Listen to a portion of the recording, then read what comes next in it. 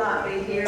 He actually wanted to be here. He talked to me yesterday, and his mother last week called me no less than 5 times a day. She wanted to invite everybody, and I know she called you, and she wanted to make sure that everybody was here to see John.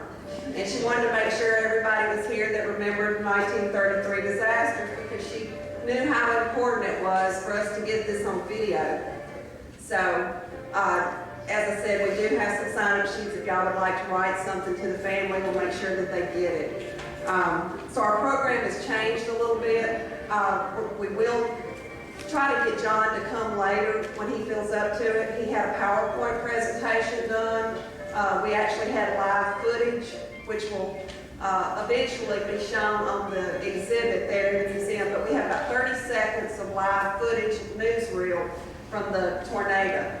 I know there's several people here tonight that are going to be a part of the program. And so like I said, it is a little bit of change, but we are going to give you a nice program tonight. We also have some pictures here. If you take time after the program tonight to look at those. After the program, we will be drawing for the door prize and the raffle, and then we will be taking a tour of the museum. If you haven't seen it, or if you saw it last month, it changes. It changes almost every day. And I know a lot of y'all know that Larry's been really, really busy, especially with the showboat, and he's kind of laying on the wall back there right now, but we're going to revive him next week, and he's going to get back on the museum. I gave him a day off today, so.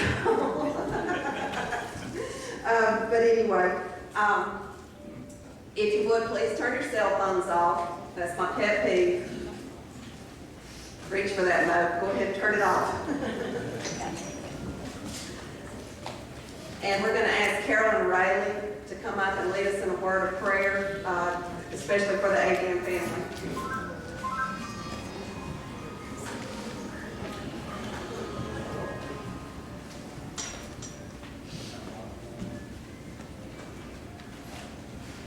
Pray for me, please. Father God, I thank you for the life that you gave precious Juanita Agan. She was a delightful lady, loved to tell stories, and had many, many stories to tell. Thank you, Father, for the friendship she's formed through the years, for the love that she shared on people, and the way she has reflected the love of God and the choices that she made. I pray, Father, that you will bless this time together for us, that you will watch over us, will protect us, you'll help us to see the things that we need to see tonight, and incorporate changes that might be needed in our lifestyle. Thank you, Father, for the love that you pour on us. Help us to receive it and to share it easily with others that we have. In Jesus' name, amen. Amen. And I just kind of wanted to say a little something about Miss Agan. She did call me quite a bit. And you would think that somebody her age would go to bed early. She sometimes would call me at 11 and 12 o'clock at night, and I would have been in bed by 8:30. And she would not say, "This is Juanita Agan." She would just start talking. And then at the end she'd say, "Juanita Agan here," and hang up. And she's been doing this, I guess, with me for the last couple of years, especially since I got involved with the museum. And she would call and tell me all kinds of stories. When I started doing ghost walks, she would call and tell me just some of the wildest stories. But she had a story for everything, and she had a memory that was just unreal. I don't have this much of the memory that she had. But she could just tell a story and just make you just die laughing. But she even called me Friday afternoon on her way to the hospital. She was so worried about tonight. She wanted it perfect. And I know, like John said to me this morning, he said, "Mama would have wanted me to do it tonight, you know, just because she wouldn't have been able to stand it that I canceled something." But he really just did not think he could do it. So anyway, I just wanted to share that little story about her, but I will miss her because I would look on my cell phone and it just has Agans. And And there's no telling how many times during the day she'd call and she'd forget something. And I'd hang up, she'd call me right back, oh, I forgot to tell you one thing about something. So when I look at that phone now, and she's the very first one in there, you know, I'll always think about her. And now we're going to get Thad Andrus to come up and introduce one of our speakers tonight.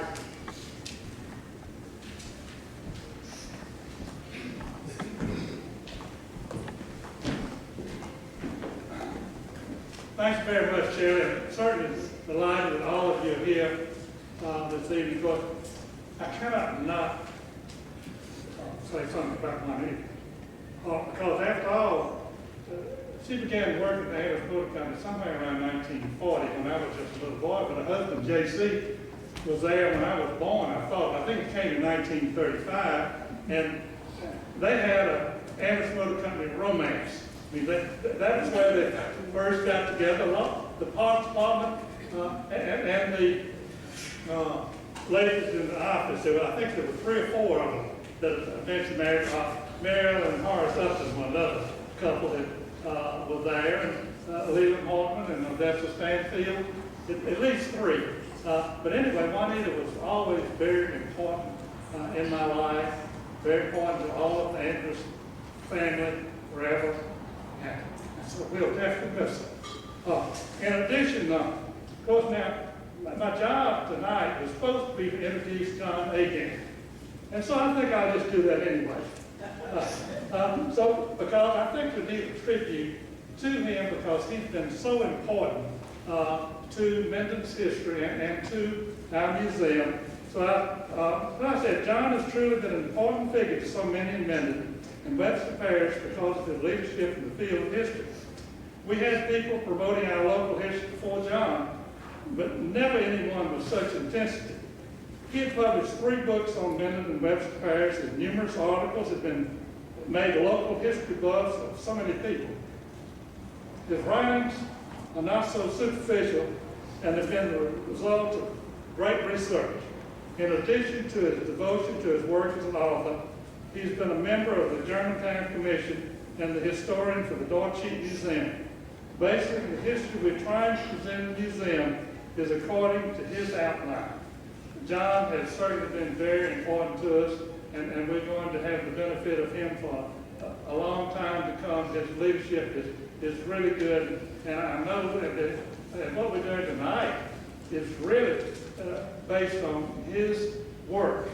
Now to our main man for the evening is one that you know very well, Dr. Richard Campbell. I asked him to tell me a few things about himself so I could say something there, but you didn't give me the notes. So therefore, my good friend and someone that calls on me to do lots of stuff, and I call on him, and he always says yes. Representative Dr. Richard Campbell. Thank you, Dan.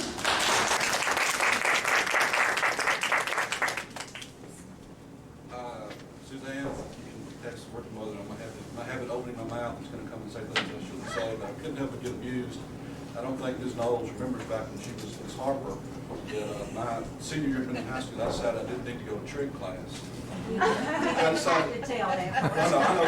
Yeah, and I got assigned to stay with her for an extra 2 hours every day. You never told me that. Pardon? You never told me that. I didn't know that story. You got a lot of stories about that. But it is a pleasure to be here today. And the title of the presentation up here is true.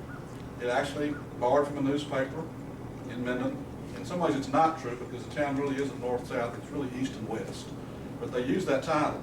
And you know, I've often thought about if you submitted 1933 in Minden as a movie script, they'd say forget it, we're not going to run that. That couldn't have happened in a town in a year. So we're going to go through this, and I'm going to get to the end and tell you the real punchline and why it's worthwhile talking about. I was supposed to present this the other night and didn't, but when the advertisements say come hear about the disasters of 1933, I'm saying, oh yeah, that's going to be a fun evening. Let's do some history lesson and talk about all the bad things that happened. But there is a good ending to it. So we're going to look at the events of this year, compress it into a little space and time. For those of you that like pictures, I got a lot of pictures. I usually have a handout so you can make a paper airplane or do like children do, make grocery lists or whatever in church. Don't have one today, but we'll go forward and look at the events. There are 3 major events, but really what gets more interesting to people I found over time is the little stuff that folks didn't know happened that made it a very unique year. Now, first time to use this control, so I hope I do it right. Yes, good, okay. Do that in the classroom too. I'll just point the ceiling and I'll point the screen. Bad song to bring this time of year because I know North Louisiana, I know most folks are Republicans. But 1933 was the dawn of the year. Franklin Roosevelt had been elected president, and Happy Days Are Here Again was the theme. And you'll notice the headline on the Webster Signal Tribune, that's what it said. And the editorial in the paper talked about that 1932 had been a bad year, but not that bad for Minden, and everybody in Minden thought 1933 was going to be better. Any of y'all ever remember the days of Johnny Carson and Karnak and the whole things of not so fast mayonnaise jar breath or whatever else? Well, as we're going to see, things went downhill. But not at first. At first, the excitement in Minden was all focusing around rather mundane things. Oh, this was the dome and the clock. Sorry, I have puns in my titles. If you know the Dome of the Rock, Dome and the Clock. When it was built in 1905, this is a postcard about 1908 of the Webster Parish Courthouse. You'll notice the clock. Very nice clock. Very nice clock that stopped running in about 1917. And by 1933, the dome was leaking and the clock was bad. And the police jury said, frankly, we want a flat roof. Now, if you're from Louisiana, you realize that was a dumb idea too. We didn't want a flat roof. But they were going to knock off the dome and flatten it and to get rid of the clock. Well, we've had a running battle in Minden for about 60 years about getting a town clock before they finally got it. And so a lot of people were upset about it. There was a lady that wrote poems for the newspaper named Estelle Rosamond Dunn. And here's her poem. She wanted the clock saved. And the town was all in controversy. This was the big controversy going at the time. Now, to leave you hanging in suspense, no, I'm not. I've got the next slide. I'm not going to leave you hanging in suspense. They forgot about it, obviously. So a few things happened that made that seem not so quite important. And later on in the year, one of those 3 tragedies kind of did the remodeling for them. It kind of knocked some chunks out of the dome. But in the end, they decided to compromise. They kept the dome, but not the clock. And this is shortly after the remodeling. And it looked that way for quite a few years, and then the windows were broken out. If you remember, if you were here in the last years of this building, that was completely boarded over where the windows are. But that was the big controversy. The happy news was the dedication of Menden's Confederate soldier statue. Now, do I embarrass my sister? Yes, I do. 2 things about the statue. The first one is that my sister, somewhere along the line, got the impression we drove past it every day coming from my grandparents' house when we came, that it was our grandfather. The statue was modeled after. Yeah. The other local interesting story is, some of you may know the American Legion post here is the Wiley Peavy American Legion post. That's with the hyphen, Mr. Wiley and Mr. Peavy. There was a story circulated for quite a few years that the statue was modeled after Wiley Peavy. One man didn't exist. The other punchline, of course, is I've got the article in the paper actually tells you where you ordered it from, and it was like every town in the South had one of those monuments, and it was generic Confederate soldier number whatever else that the statue was erected for. The funny story about that is a few years ago when I believe it was Houma in South Louisiana found out that in 18 whatever, their statue and a statue for a town in Maine got swapped. And for 90 years, there's been a Confederate statue standing in Maine, Union soldiers standing in South Louisiana. And they managed to fix it. In this picture, oh, I'm supposed to give you all 30 minutes. I'm going to have to go to overdrive and stop my rabbits. I'm sorry. The man unveiling the statue here is Alberta Glass, who was Minden's last surviving Confederate veteran. He had been a student at what became LSU, Louisiana Military Seminary in Pineville. When the war started, under the leadership of Headmaster William Tecumseh Sherman. At the end of the war, he was with, I forgot his regiment number, I apologize, Louisiana regiment that surrendered in Georgia to William Tecumseh Sherman. So although I'm not sure he ever met the man personally, he spent his whole life saying that he worked with Sherman at LSU and he surrendered to him, like the private went up and gave his sword to the general. Yeah. But they were proud of the statue. I wish this picture was a little clearer, because if you saw the picture, you would notice it's a soldier full with a bayonet. This is a later version, and the bayonet's gone. And we'll talk about that in a little while, what happened with the bayonet. Local controversy, be prepared if it comes up one day. Mayor Connell Ford, that we hopefully will get to later on, was a typical politician. He liked to talk a lot.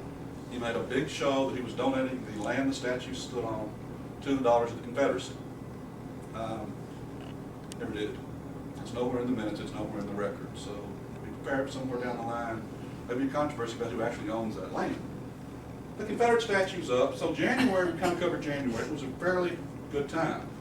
Maybe not a good time for school teachers, though. I do need to mention this, that in December there had been a flu epidemic, and they had to close school early. In January, when they wanted to come back to school, this was 1933, the state didn't have the money to send to reopen the schools. So the schools stayed closed all of January, reopened in February, and they had to go 6 days a week. So they were going 6 days a week to school. And as we're going to see later, it was decided there might be more things important in school at some point. It's going to go beyond that later. So far, though, we're going well. I mean, little controversies. And then the north part burned. Now, in 1883, the VS&P Railroad was finally resumed. It started before the Civil War, got from Vicksburg to Monroe, cut off and stopped. They were making plans to build the road across North Louisiana. And every little town wanted to have the railroad come through their town. We just knew, as important and vital as Minden was, we were going to get that railroad. And so one of our leading citizens, Captain Alfred Goodwill, you probably knew his grandson, Governor Mike Foster, maybe not personally, but you knew him, decided he wanted to corner the market. So he built at the time what was the largest mercantile business in Louisiana, the largest store. He actually went to New Orleans to find out for sure that he had the biggest one at that point. And he opened it, and it was Minden Cemetery Walmart for those years. I mean, except Walmart has not yet started offering funeral services. Goodwill store did. Everything was in there. And that involves a funny story later on that I can't tell you today, because I've got to speed up about the funeral department at Goodwill store. Anyway, by 1933, we tell you the railroad story. Okay. Give me the fingers back there when I get running out of time, because I'm going to tell too many stories. I apologize. The railroad didn't pick us. If you look, I teach my Louisiana history classes. The railroad remade North Louisiana because you hadn't gone to do your business in Minden Parish and Sparta in quite a while, and you don't go up to Bellevue to do your business, and the folks in Vienna don't have a courthouse anymore. So the railroad kind of bypassed. They bypassed us too. The only problem was, one advantage we have always had in this town, we've had some rich folks. And several of them got together and said, so the railroad going to bypass us? No. They built what was called the Minden Tap Railroad from Minden to Langsville, now Sibley, and the business all came up here anyway. So Goodwill store prospered till Captain Goodwill died, and his son managed to get himself killed playing cops and robbers, and on the good side, he was helping the police. And the store was subdivided. So by 1933, it was divided into about 8 or 9 businesses. Now, if you know Minden, some of y'all aren't from Minden, some of y'all are. If you go downtown, you'll notice a building that was a Dixie store for many years. There are offices in it. It says the Gladney Building, and then you'll go down almost to City Drug Store, and you'll notice there that's a noticeable gap. That was the space that was the Goodwill Building that burned. What happened is, one of those businesses was the Crystal Cafe. And on Saturday night, somebody forgot to cut the grease off. And the Crystal Cafe caught fire, and soon all of those buildings were burning. Now, I cut the fire kind of short in here. I'm not sure there's another slide. Here we go, okay. It was quite a show. Bad way to put it. The fire broke out. The Minden Fire Department came, couldn't cope with the fire. The fire chief for the Minden Fire Department had a heart attack. Literally fell over. They put the word out. The Gibson Fire Department came next. Sorry, my sister has Gibson connections now, but the Gibson Fire Department was not much additional help. The Arcadia Fire Department came. The fire kept burning. About this time, they made a little discovery. One of the businesses was the Minden Hardware Store. And if you're a Southern, you know that hardware stores sell sporting goods. Well, in Louisiana, what's a very good sporting good, honey? The ammunition started going up. And they reported that it was like being in Chicago at the time with Al Capone, because all the ammunition was exploding, and they had to back off at that point. Eventually what happened, The Shreveport Fire Department did come and got the fire out by about 3 in the morning. I have to tell you one story, because if you go to the Dorcheat Museum, where we have the exhibit on this, you're going to notice a statue in there, not a statue, a little tiny man that Larry Milford has created. And it's a representation of Mr. Sam Life. I need to tell you 2 stories about Sam Life during this year. Sam Life was fighting this fire as a Minden volunteer fireman in what later became City Drug. He may have been in the park that was Tower Theater right next to it. The building collapsed on top of him just as he was about to be killed. Harry Andrus, that was one of Mother's boss for many years, another volunteer fireman, came in and pulled him out, narrowly before he died. So keep in mind, Sam dodged bullet 1 at that point. But in the aftermath, $125,000. Now today, a couple of our congressional candidates spend that in 2 minutes on a commercial, but still, a lot of money. Even more so because we're going to see this was 1933. And it's going to get worse here, but countrywide, you've got problems. And the other thing is, insurance was not that common a thing back then. We didn't think about it. And they really did not know what's going to happen. And as I will point out to you, if you go through downtown, you'll notice there is a gap. They weren't built back to the size they were. There's a gap in line of where it was. Pretty rough blow for a town. This is where I'm talking about Hollywood would never buy the script. 1933, the Depression about to bottom out, and a good portion of your business district burns down.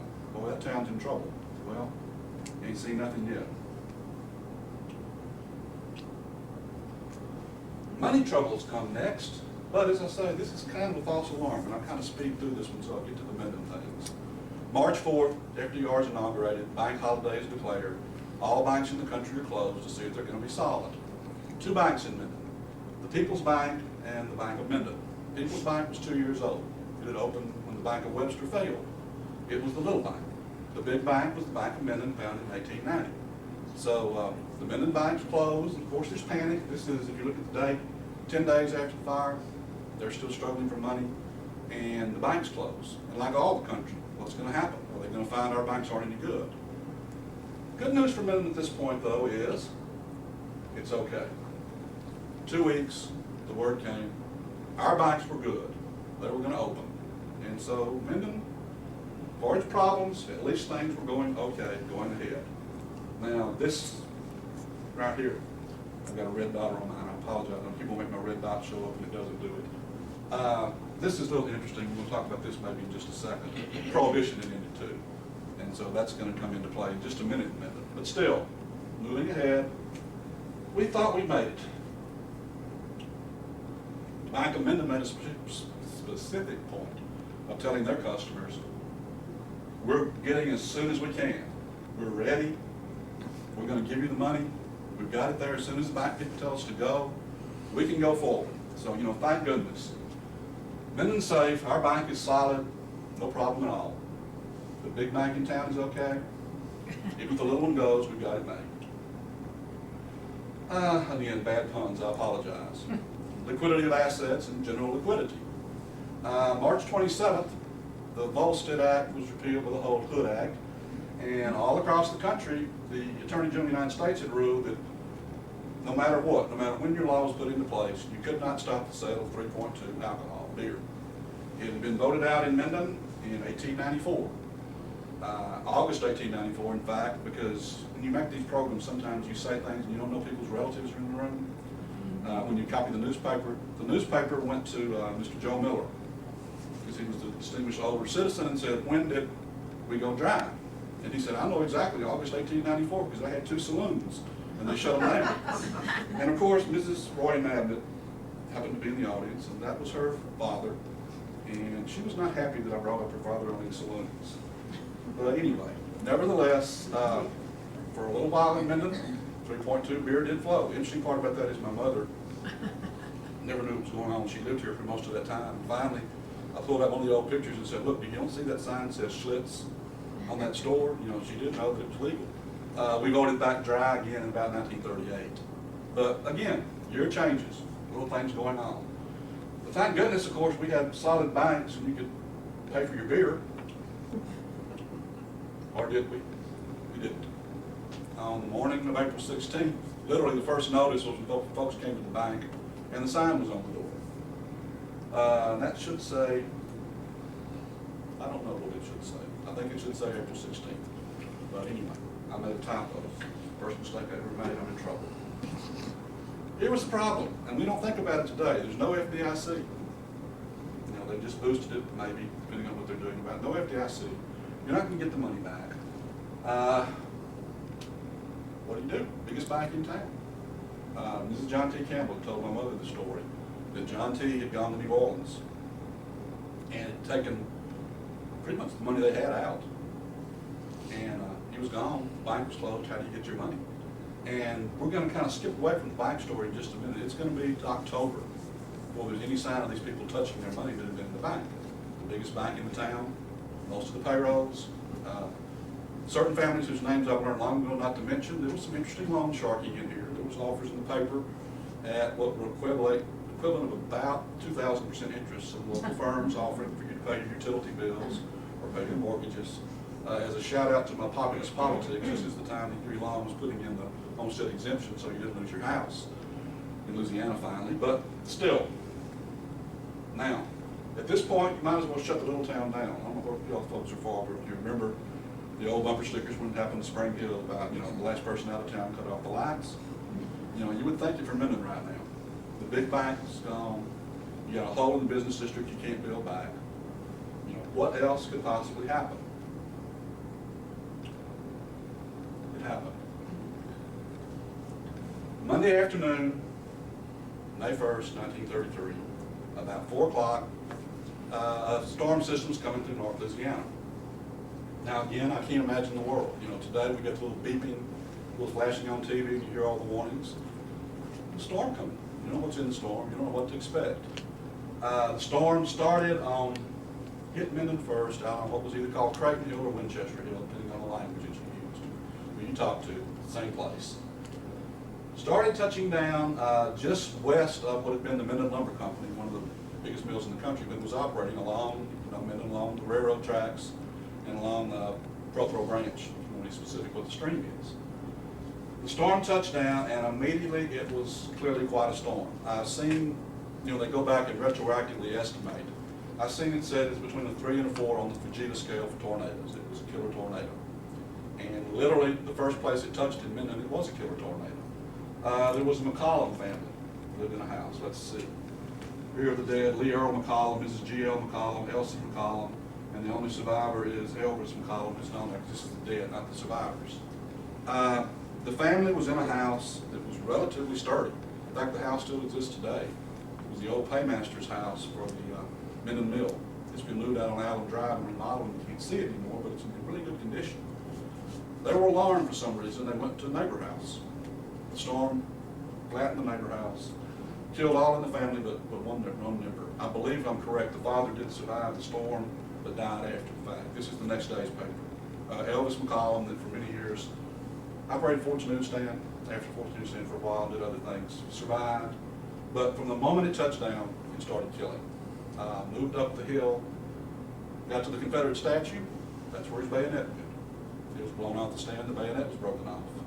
Now, this is where I've got to be coordinated. I'm not good at that. Talking and breathing and thinking at the same time don't work well. I have a series of pictures, and I'm going to try to flash through the pictures as I talk. On that same hillside, here's the death toll. My students despise me for this.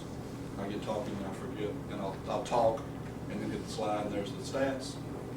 We'll go ahead and go to the stats, and I'll pick back up tracing the tornado. We say the death toll is 28. If you know Martin Luther King Drive in Minden, today Maiden Lane, that was pretty much, as you'll see here in a minute on some of the pictures, totally flattened. We'll never know what the death toll was. The New York Times reporter that came that night to cover, he estimated 200. We don't know. Because quite frankly, if you're a poor black family living in a rent house and your relative's just been killed, you really don't care about taking the body down to the armory for them to check that off and say they're dead. You took your family member and you buried them. So we'll never know. My father never talked much about it. He worked with Boy Scouts going through there looking for bodies in the days afterwards. I talked just the other night to someone whose relative did the same job. So we don't know on the death toll. We do know 20% of the houses in Minden were gone. We thought $125,000 was rough. 1.25 million Again, that entire black community along Maiden Lane, almost all the way to Warsaw, to where Webster High School was almost completely leveled. 1,200 people without homes. This is in a town with a population inside the town between 5,000 and 6,000, depending on what it was. So again, basically 1 in 5 without a house, 1 in 5 without a place to live. Pretty rough. This is from the State Library. This is what we call Depot Hill. This is one view of it. There are going to be several views of it. As you can see, in a minute you'll see a closer up view of the old LMA office building that later was the locker plant, how it was damaged by the storm. On this hill, there was a birthday party. On the early page, you saw the name of some Tennell girl. It's her birthday in a house on the north side of Depot Hill. She had, I believe, 8 or 9 little girls who would be my mother's age, roughly, the same age group. The tornado hit the house, killed the girl, the honoree of the party, her sister, and I believe 3 other little girls who were in the house. So, as I said, from the minute it started hitting, it was a killer. It went all the way through town.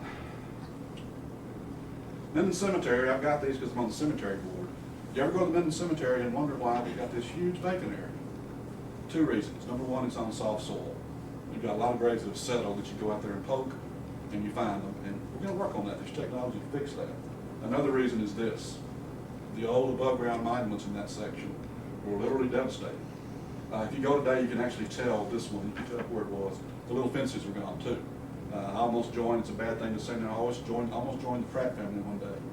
Because when you're 300 pounds and you're traipsing across the cemetery and you hit a grave that you didn't know was there, you sometimes almost go down. So the family plots are marked off, but that's gone too. Again, tree in the cemetery. That's the Mosley plot right there, and I'm not sure who's on the other side, but you know, that's pretty devastating to the land of the dead. Even worse than the land of the living though. This is the headquarters office of the LMA Railroad. Pretty much they had to start from scratch to redo that, as you can tell. This is looking north, really not, really looking east, looking north toward downtown, coming up the hill. This is along Broadway. Most of you have ever seen this house, unless I'm badly mistaken, and I don't think that I am. This is the home that at one point had been a hotel. It was where a lady that taught school here, Miss Wilkins, was killed and the tree that hit this house. These are on the north side of Broadway, across from what we today call Jacqueline Park. The house just beyond that, actually, in fact, had been Jacqueline Taylor's hotel. The park is named after, and that's where Thad Anders was when the storm hit. He was there with relatives, so he told me about that. He was a year old, so he lives in no whole lot, but he was there. Here we go again, Depot Hill.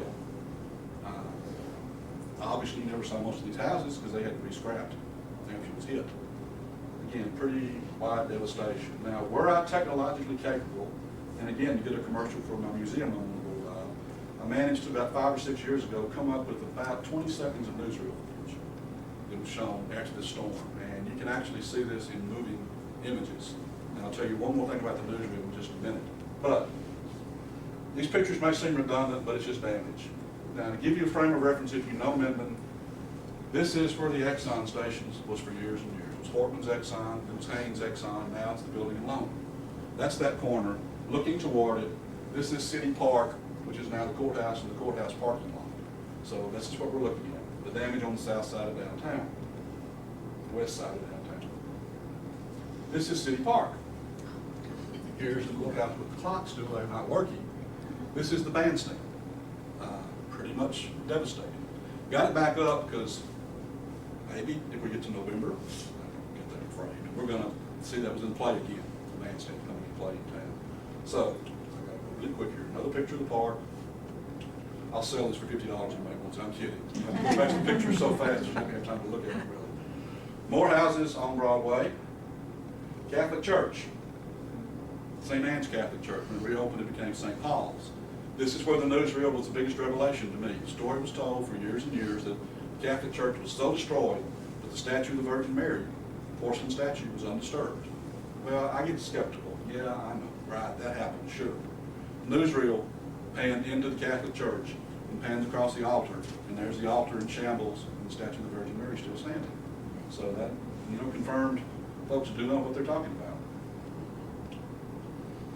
This is looking down toward the Sibley Road Gin, the Illinois Railroad shops. This, I believe, this is one of the later pictures, is the Minden cotton compress, looking much as it looks today now as they're tearing it down. You know, the warehouse that's set there. So, again, devastation. This is the edge of the black community I was talking about. You get a little picture of it just was flattened on both sides. Close-up picture of the Sibley Road Gym. Notice the one building on the side completely upside down. It just was completely flipped.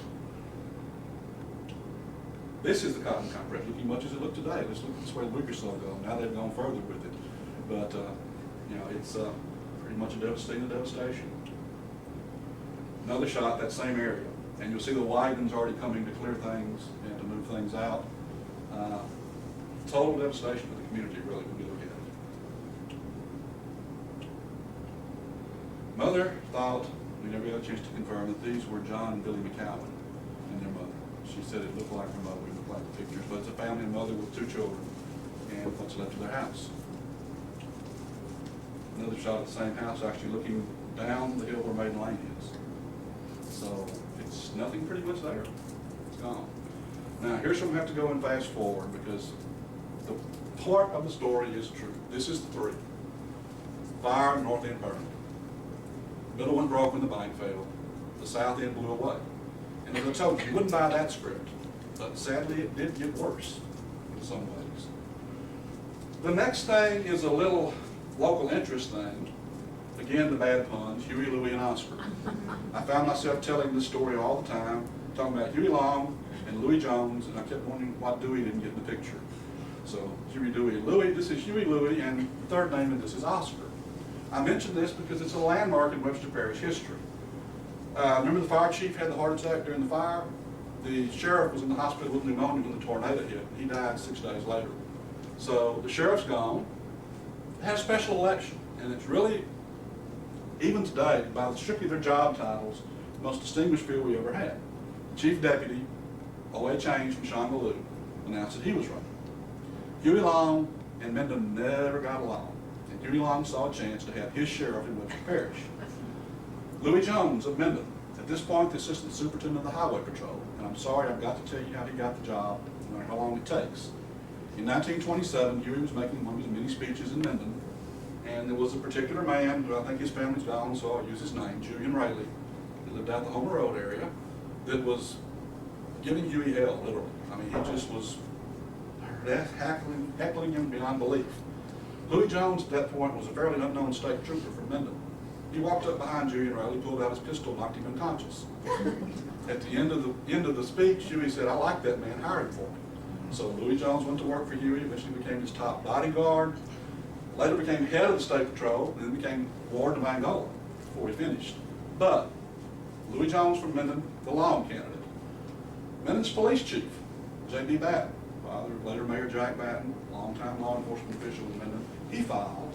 And you know, law enforcement races are funny. You get all these folks that have no credentials that think they can run and win it. If this is your great-grandfather, I apologize. J.D. Huckley was president of the police jury, but had never done law enforcement, but he saw an opportunity he needed to get in the race. Only had 3 weeks, or it might have really gotten very interesting. In the end, as you maybe can figure out, if you've been around Webster Parish very long, O.A. Chains won. And for the next 47 years, 35 of those years, Haynes would be sheriff in Webster Parish. So that kind of opened a new era. That started in 1933. This is the overlooked disaster of 1933 coming now, though. And in some ways, my mother always used to tell stories again about how you didn't appreciate the Depression if you lived in town, if you lived in the country, because in the country you raised your own crops and you could get by. In the town you were stuck without it. Well, this is the part of 1933 that got the country in Webster Parish. July, 23rd, it started to rain Sunday night. It rained Monday. It rained Tuesday. It kept raining through Wednesday. This is before they finished. When it was over, 24 inches of rain in 2.5 days. The cotton crop as it existed was gone. That's bad. Let me explain what made it worse. Right here. This was the first year of AAA, the Agricultural Adjustment Act. The farmers of Webster Parish, to the urging of the government, had by May finished signing their contracts that promised they would plow under a certain portion of their cotton crop. The idea being they would get paid for that, it wouldn't go on the market, the rest of their cotton crop would sell, and that way they would sell all their crop, and it would be okay. So they had just finished, for the most part, plowing under their cotton, except for what was left. The big portion got washed away. So they were only going to get paid for a little small portion of their cotton, not nearly what they thought they were going to have. Of course, they didn't have a bank to put the money in some cases, so, but again, the picture being compounded. You talk about disaster on top of disaster, here they came. I heard this just recently. Webster's leaky, sloppy courthouse, they still hadn't fixed it all. We'll get to that in the fall. But it was still, the papers were all soaked and everything else. Moving ahead fairly quickly now, I hope. Need to mention a little feud going on in the city government. It's going to be important here in just a minute. Hearing a case, Nation versus Mayor Ford et al. Politics. Politics always rears its ugly head. And Mayor Ford had got tired of Councilman Briscoe Nation, who was the councilman from the railroad community. We kind of had one guy always got represented the railroad people. He had been in charge of the sanitation department. Now, believe it or not, that was a plum job, because one thing the city had was sanitation workers. And the councilman in charge of the sanitation department could give jobs to friends to help them out in a bad time. The mayor wanted to make his son's father-in-law over the sanitation department. So he took the job away from Mr. Nation on the council. Mr. Nation was suing because he said that's not under the city charter, that's illegal. I want to go to court, I want you to tell me he can't take that job away from me. Keep in mind that's going on, this is September 26th. So I just put that in for a later point in this thing. We get some good news finally. The bank made it. They got permission to open, they were capitalized. I didn't tell you a little story, I think I pulled this out because Dad's grandfather was involved in this. Anyway, folks in town weren't happy, particularly after the big ad saying your money's safe when the bank shut down. The entire board of the Bank of Minden had been indicted for misappropriation of funds. They decided they better change their image quickly. They got J.E. Harper to give up being principal of Minden High School to come to be president of the new bank that was going to be formed. They also, all the old board members got off the board. So the bank did succeed. It's going to open in December of 1933 and operated, well, I actually did this story as part of something they wanted me to do for their 50th anniversary. And so they operated, I guess, about 58 to 60 years before Minden Bank became whatever, and then regions, and wherever it may be this morning as of right now, I'm not sure. But first good news, and really in terms of these tragedies we've talked about, it starts being good news. That's my punchline at the end. But get problems when November comes. The first one comes November 9th, 1933. Huey Long is making one of his speaking tours. Now, if you don't know how Huey Long operated, Ronald Reagan was not the first one when he got an issue he wanted to bring forward that took it to the people. Huey didn't want to trust any of the media. When he wanted to get something to point, Huey went on speaking engagements, sometimes 16 and 18 times a day, speaking all over every little whistle-stop town. This confrontation, it started out all about stopping chain stores from coming to Louisiana, chain grocery stores. The Piggly Wiggly's coming, oh Lord help us, it's going to run little stores out of business. In the middle of it, he got very angry because he's also at this point fighting the Roosevelt administration. And he got very angry at the New Deal Association of Louisiana. One of the leading figures in the New Deal Association of Louisiana was Judge Harmon Drew of Menden, the grandfather of the current Judge Harmon Drew. So, what he said is he spoke in Monroe on the night of November 8th and said, yeah, that fellow Drew there in Minden that's talking all about me, he said, he doesn't tell you, and I've asked permission from the Drew family if I can say this. All you got to do is read T. Harry Reid's book to find this out. He doesn't tell you that he's not paid any of his bank loans back, and he's defaulting on all those bank loans, and he's not keeping his business right, and he's a crook. Well, Judge Drew was not happy. And the interesting part was Huey was coming to Minden to talk the next night. And Judge Drew let it be known in the newspaper that he was going to be there and confront those charges face to face. That was the public story. The private story that came to Louis Jones with his Minden connections is, it's going to end tomorrow night. It says as soon as he stands up and says that about Judge Drew on the podium, we're going to be ready. And that's going to be his last speech. So, Thursday, November 9th, Huey comes to Minden, to the gazebo that's now been propped back up. Comes in with an extra load of bodyguards, more than they expected to be seen, more than they usually have. Each armed apparently with a Thompson submachine gun. As they come, the bodyguards are still lining the stage as you would expect. They go out to the audience and Louis Jones comes along and says, they went and stood behind specified men that Louis Jones had been told were there prepared for when the moment came. So they each had a bodyguard behind them, and that went on. Huey, who if you know anything about Huey, was big coward. Huey started the fights, Earl finished them. That was their whole life, they went that way. Huey didn't say a word. Huey cut his speech in about half, made his talk, got in the car, left, the bodyguards left. Judge Drew got up and proceeded to talk for 2 hours after that about what had happened. And of course it was considered a great victory because Huey backed down. You know, I don't know what happened. We'd have been on the map if we'd been the place that was assassinated. But anyway, we missed that bullet, literally, that night. Unfortunately, 2 days later, the same thing didn't happen. Now, before I get to the sad part, I want to point you to the humorous part. Armistice Day 1933 was a wild day to be in Minden. How little Minden was. As we're going to see in just a minute, we have a political assassination take place on our streets. But at the same time, small child run over by car, Minden man dies from heart attack. Between 11:30 and 1, the little emergency room at the Minden Cemetery got a little girl run over by a car, a man out with a heart attack, and a city councilman shot in the back and bleeding to death. Kind of been a busy time to be at the hospital today. What happened is simply this. The Fort Nation feud that I talked about escalated. Colonel Fort was in his late 60s, early 70s. Briscoe Nation, many of y'all knew the Nation, sure, the Nations were always athletic, strong men. Briscoe Nation had actually come to Minden to be a baseball player for the railroad team. So he was a relatively young man. Colonel Fort felt very threatened by Briscoe Nation as the things heated up. During the week before November 11th, there was a confrontation. Colonel Fort took out his walking stick and threatened Briscoe Nation with it. Briscoe Nation broke the walking stick in two, arguably either over Colonel Fort's head, which I've never believed because it would have been too much damage, or over something in the room and gave it back to him. And by Saturday, things were at a boiling point. The city hall at this point is where the nice little vacant lot that sits across from the Minden post office is. If y'all lived here a long time, you knew it as the fire station and the light and water department for many years, but it was the city hall.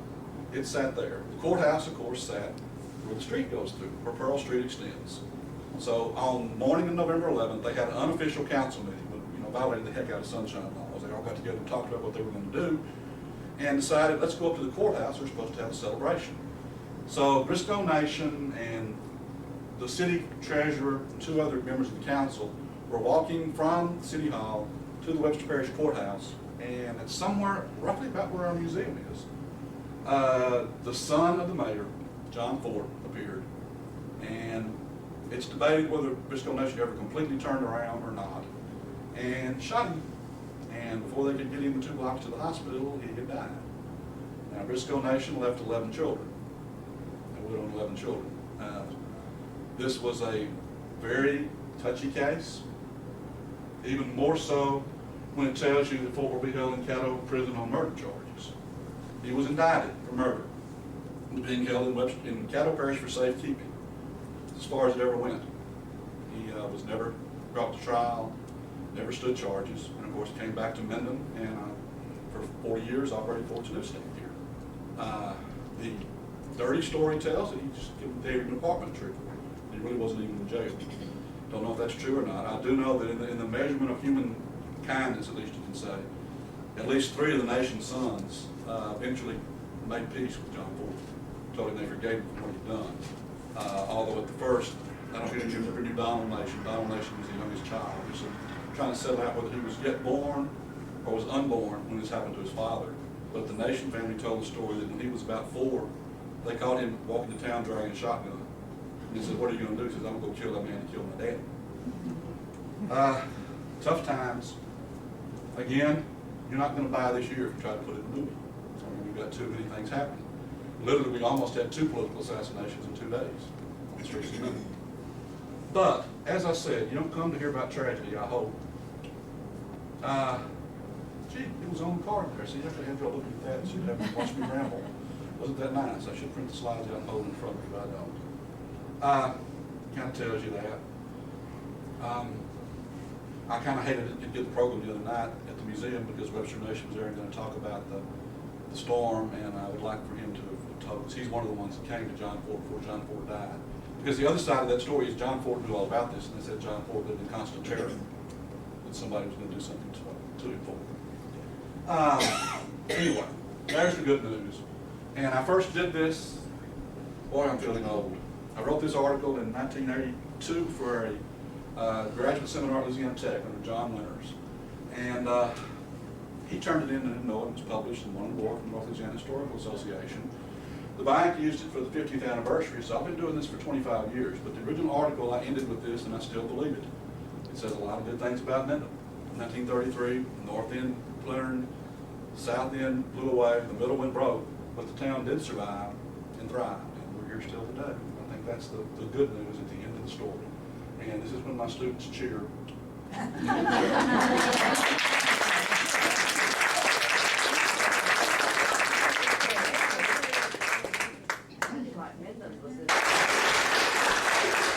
After giving an intro like that for John Agan, it's much like sending a baby to do a man's job. But I'm not really going to be a speaker per se. I'm going to be the intro into the speakers because we're hopefully going to have a number of you fill that function.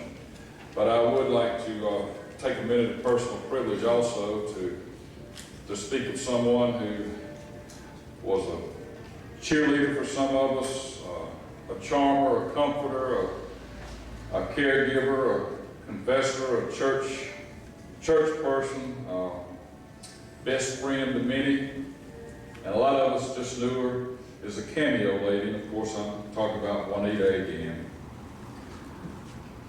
Shelley said, "What a memory." It's disgusting. It really is. It's disgusting what she could remember.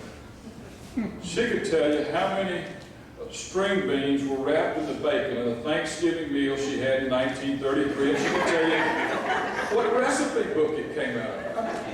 I'm serious. I'm serious. And it's disgusting to me because I don't have that ability. I'm sure many of the rest of you do.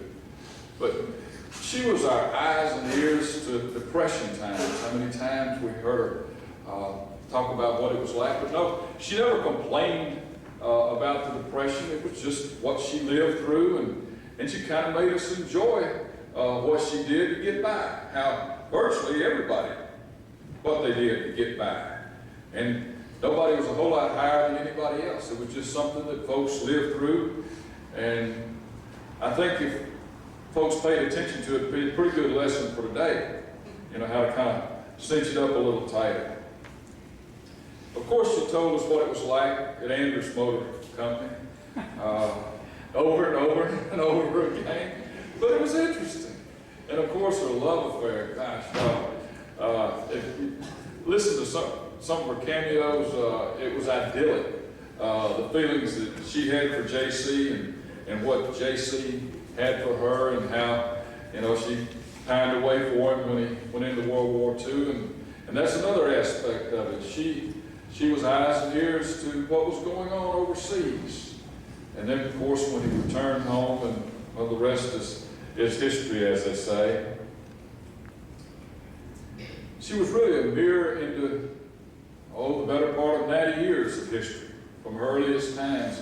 And she didn't have it real easy, losing her father when she was, 3 to 6 years old, something like that, I think.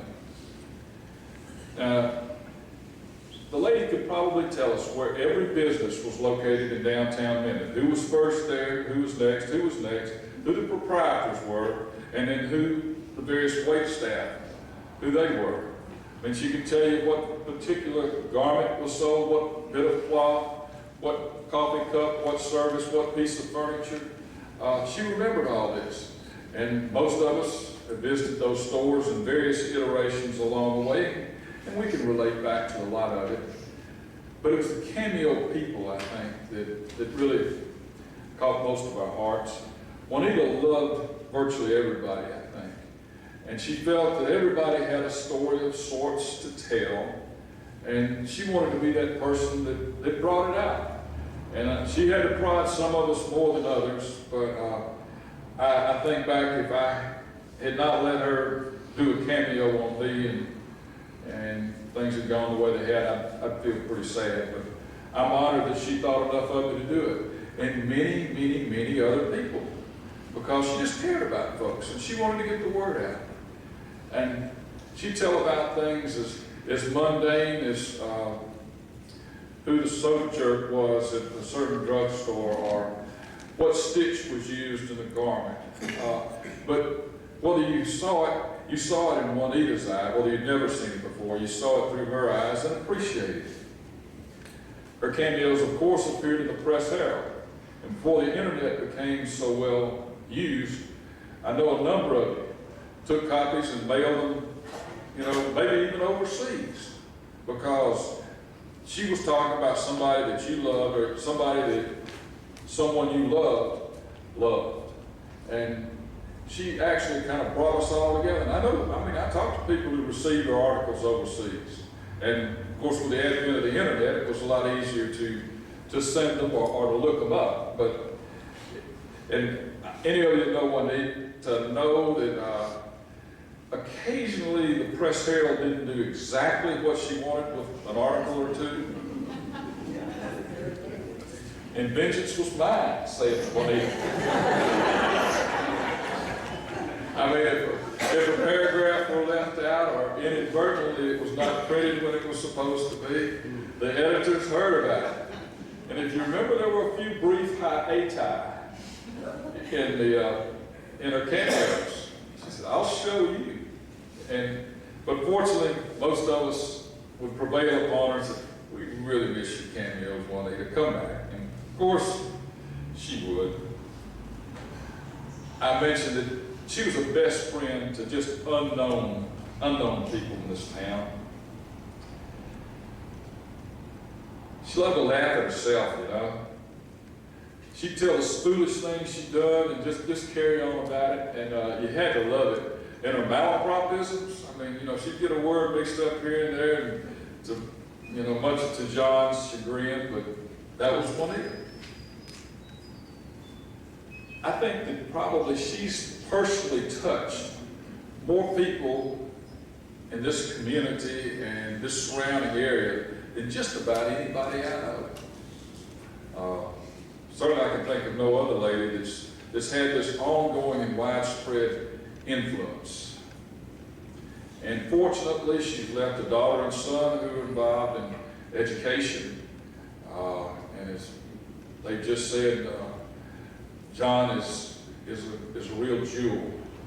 And we look forward to having him continue to be that jewel for many years to come. He honored me by saying that his inspiration was actually my mother in the history field, which of course made me feel good. I saw him today at lunch and I said, "John, Minden has lost a bright shining star in its community." And then later on in the afternoon when I was reflecting, I thought back what I said and said, actually the star just moved a little higher, shining a little brighter. Anyhow, thank you for that moment of personal privilege about mine and your friend Juanita. Anyhow, Shelley's asked me basically to start this off, and I'm going to read some articles that came from the Minden Press Herald about the 1933 disaster, and I'll try to be reasonably articulate and not to bore you too much. But it says, "A year of disaster for Webster. Fire, flood, and a tornado take toll during the year. Calamity," it says. It said that events come in series. The old banality, "It never rains, but it pours," was often repeated by citizens of Minden during the year 1933, which was certainly a calendar period of serious disasters. On Sunday morning, shortly after 2 o'clock, the people of Minden were awakened by cries of fire and the ominous shriek of the fire alarm. The date was February the 26th of 1933. A.W. Biggs, a night watchman, had discovered a flame in the rear of the Crystal Cafe. He gave the alarm. The flame was rapidly spreading, being whipped by a fury into a fury by a strong wind that blew out of the north. Within 2 hours, it appeared that the gods of wrath were offering the town of Minden its relentless holocaust. The Minden Fire Department responded and fought the leaping flames heroically, but were unable to stop them. A call for help was sent to Shreveport, Homer, and of course Gibson, and immediately firemen and machines were on their way to aid their unfortunate neighbor. B.F. Turner was the chief of the Minden Fire Department and fought valiantly to save the property of his fellow townsmen. At last, he was overcome by heat and fatigue and fell prostrate upon the ground. He was carried to a nearby hotel and given first aid. His strenuous efforts at fighting the fire are said to have caused a fatal heart attack a few days later. Another excellent and beloved citizen of Minden, whose recent death brought sorrow to our people, was also injured while heroically fighting the fire. That was Sam Life, a member of the fire department.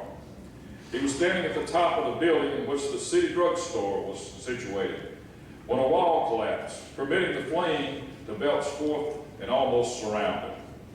Mr. Andrews, and I can only presume that was Dad's father, rushed to Sam's aid to save him from falling, and then taking the prostrate straight man on his shoulders, Andrews carried Life to safety.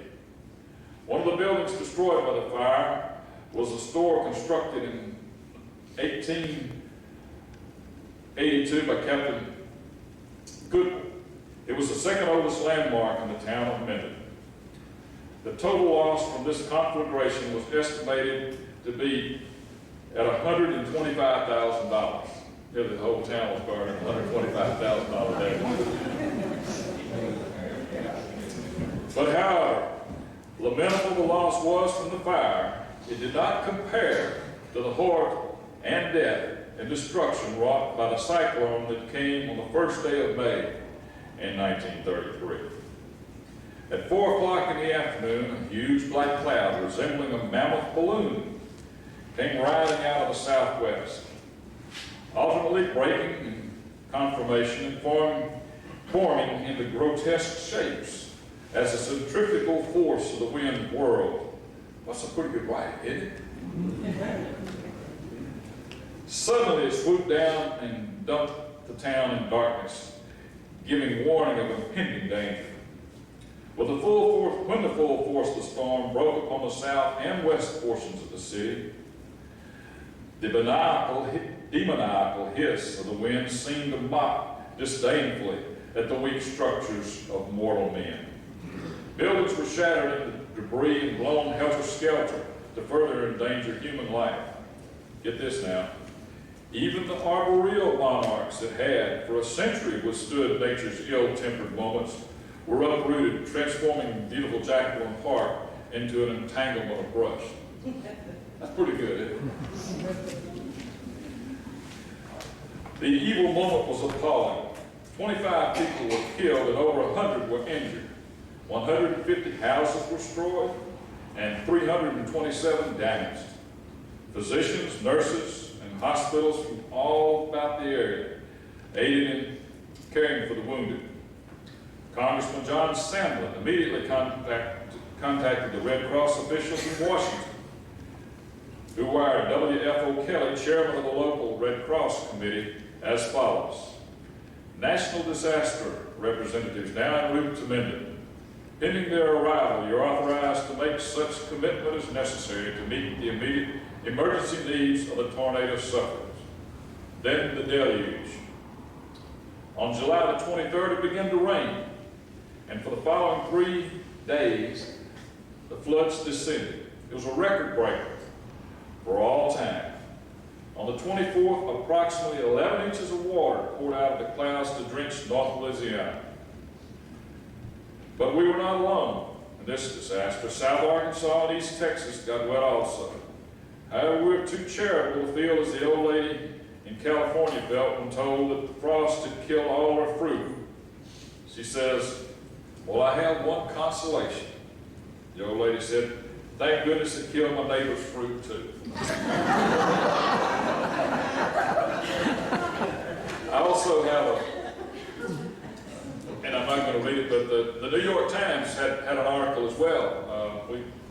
We were called a prominent city in North Louisiana, but the deaths and destruction were magnified. I'm not sure if that has anything to do with nowadays. Things seem to be magnified greater and greater far north you go. But at any rate, we had more death and destruction according to New York than our local paper did.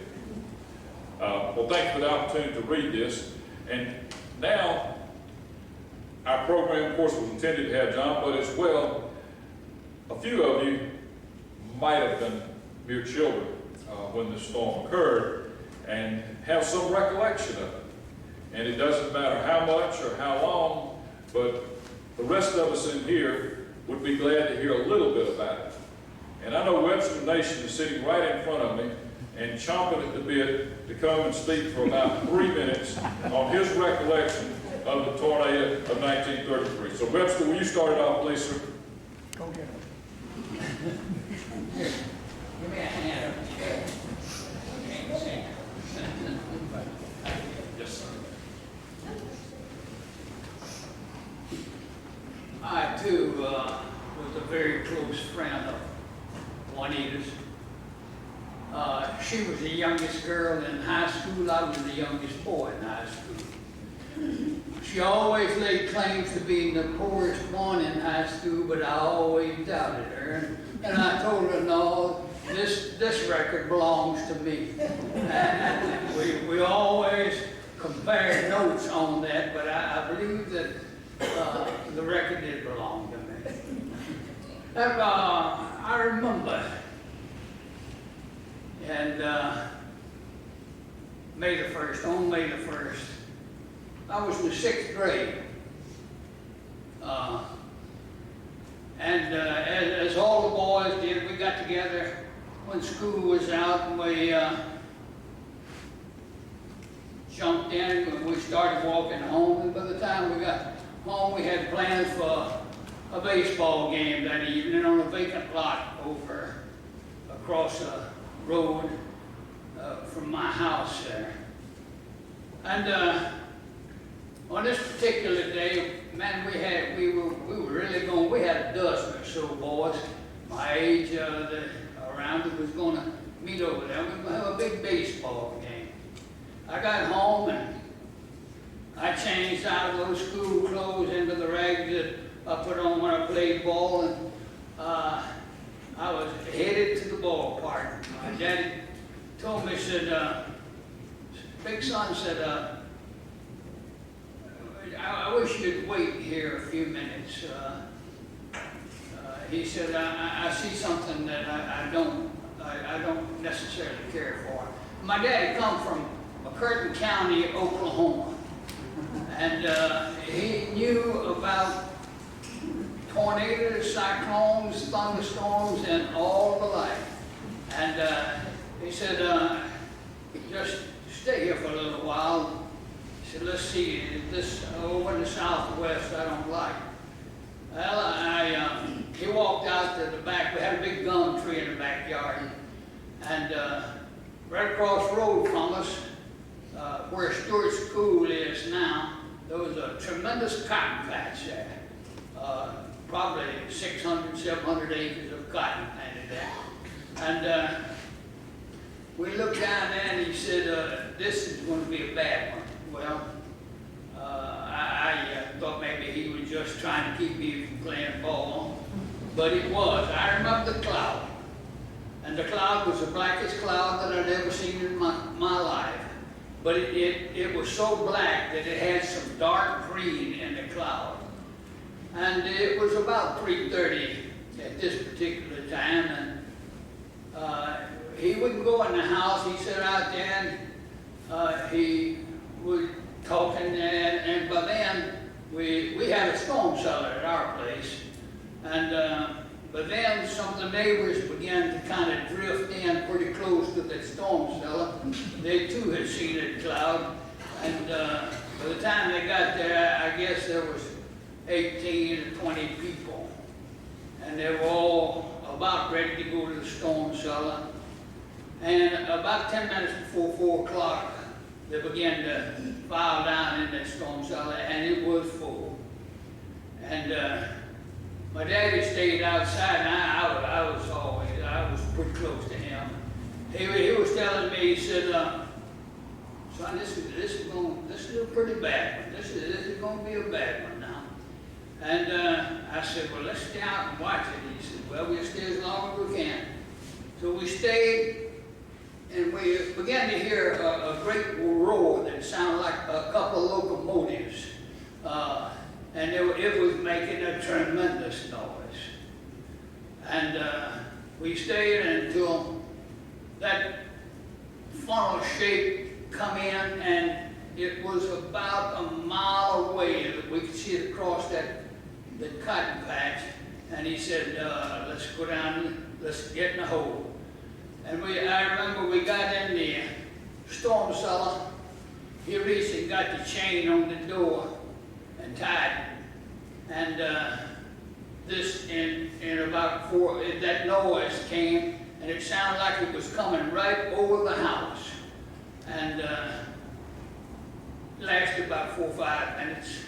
Then he opened the door, and I looked across that cotton patch, and it was the cotton had already leaved out, and that tornado had cleaned all the leaves off of that cotton, off those cotton stalks, and it had come across there and blown all the trees down.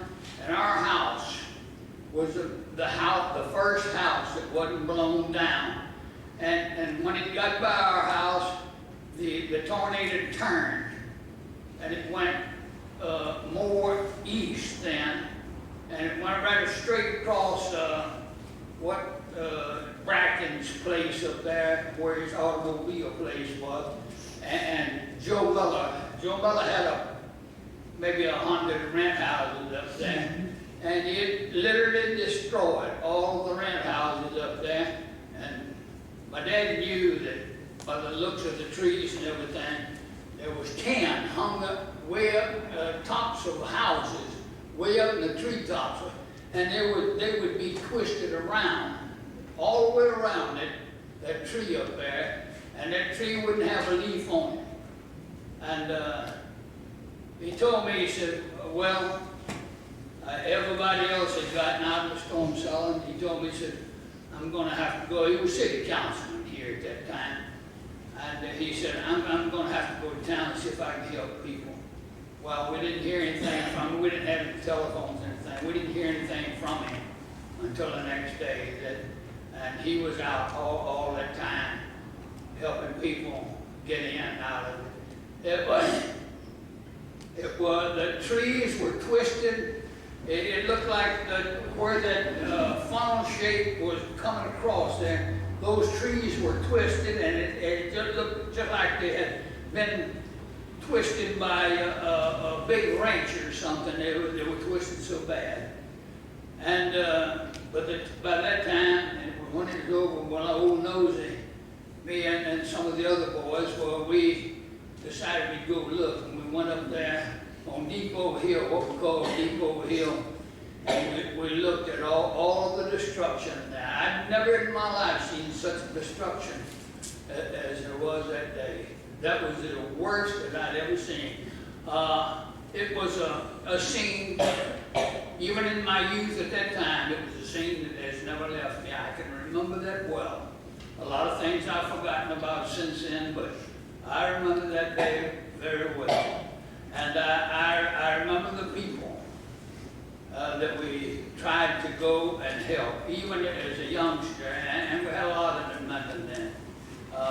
We tried to help some of those colored folks that were pinned in their houses, and the houses had blown down on them.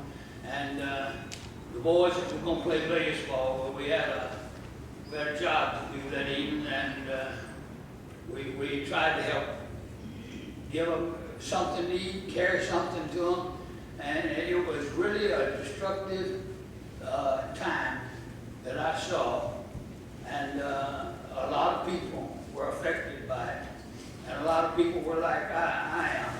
It's still in their mind that it probably never will leave. And it was a terrible day, and I hope that we never have anything else like that in London. Thank you. That's about what I have to say. Thank you.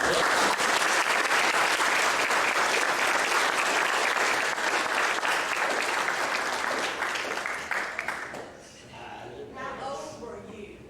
How old were you? I was in the 6th grade, and I believe, I was born in 22, and that was in 33. I was 11 years old. Mrs. Lowe, will you share a little with us? I sure will. I might add a little bit to what Webster just said. I mentioned that what the New York Times had was a larger number. I'm probably owing to the Times. There were certainly more deaths than the 25, and many of them occurred in the black neighborhoods, and for one reason or another were not actually recorded. So the number could be significantly higher, but nobody that I know really knows. So please go ahead. Thank you. Well, let's see. I was a country kid. Grew up on the farm out there off of Old Cotton Valley Road. That's what we do it at, Cotton Valley Road, where I live. It was 4 o'clock in the afternoon, and we had just gotten off the school bus. Now, our house sat about 200 yards or maybe a little more from the road. Keep that in mind. Also, in front of the house was this big, down about halfway, was this big sycamore tree. Keep that in mind. So we were noticing that the air felt heavy and had an odor to it. We realized that we just wasn't quite right. That it, everything looked a yellow-green. But we came on in the house, and we knew something wasn't just right because of the weather before we got in the house, and then Mother was talking about it.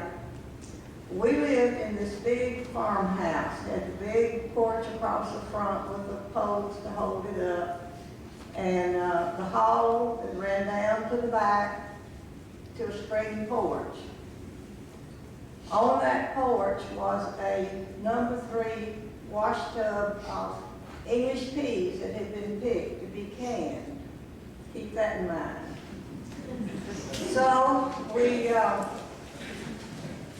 came on in, and having this big house, the neighbors thought, well, you know, we'll be safe there. And we had one neighbor that if it got cloudy in the sky, she gathered up her family and come to our house, whether there was a problem or not. So we had a big barn that was down south of the house, and the farmers coming in from Menden with their seed and feed and whatever you have in the wagon, if the weather looked that bad, or was raining, well then they would pull into our barn and get in out of the weather. We had a man that did that. And Daddy tried to get him to leave his team and come on to the house and be up there with the rest of us. But no, he didn't want to leave his team. Well, we got everybody in the house, and they were milling around and talking. There were 19 people in the house. And I was 8 years old. And Daddy was standing in the front door. We had the wooden door, about down halfway was glass. But we were standing there with the door open, and we was watching all this black cloud whirling and carrying on. And when it got to the road, Daddy said, well, we better close the door. And we did. Well, that thing hit with the fury of, I couldn't tell you what. But it did take a 2x4 from the barn and brought it across and cut those front posts off of that porch and let that roof fall down. Then it took the sycamore tree top and blew it into that roof like you would throw darts into a dartboard. I think that saved the biggest part of everything. And after it was over, there were fireplaces in 2 of the rooms, one on each side of the hall. When it was all over, the roof was gone, and we got to looking around. People were crawling out from under the beds and around. And we got to looking. Well, another thing that saved us was the fact that the chimneys on those fireplaces blew out instead of in. If they'd have blown in, we might have had some fatalities, but we didn't. And we got to looking around, walking around, and looked around, and there was a clock sitting on the mantel in one of the fireplaces, and still ticking away, keeping time. And Mother's nightgown was hung on that clock, and the wind was just a-blowing it. We had neighbors that had homes that took us in for that first night to kind of get our heads on straight. And we got we had a big smokehouse that had 300 pounds of meat in there. And they were on the long sticks that we had hanging up, smoking it. Well, Daddy went out to see about it, and he couldn't find it. So he and some of the men were walking around on the field, and they found the meat. And they would, 2 of them would get them on their shoulders and bring them back up to the house. We found every piece of that meat except one ham.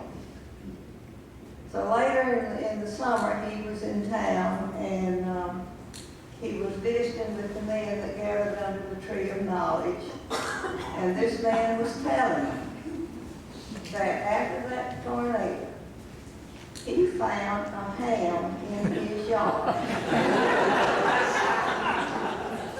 And that was the best tasting ham. So Daddy was satisfied. Now the roof of our house, all in one piece, was blown over and set down behind one of the colored churches way back over here in town, all in one piece. And we didn't, all those English pigs, we didn't know where they were. And we got to hunting, and they had blown into the well. So we had to draw all the water out of the well to get the peas out. Needless to say, they were not canned. There was something missing. Daddy always kept a little can of arsenic sitting on the back porch for different reasons. We couldn't find that. And we never did find it. But we knew it wasn't in the well because we had just drawn the water all out. We didn't need that. But we stayed with different friends. Of course, school was out. There was no school, so we didn't have to make the days up either. And the Red Cross came and put up a tent for us to sleep in, and another tent for us to use as a kitchen to cook in.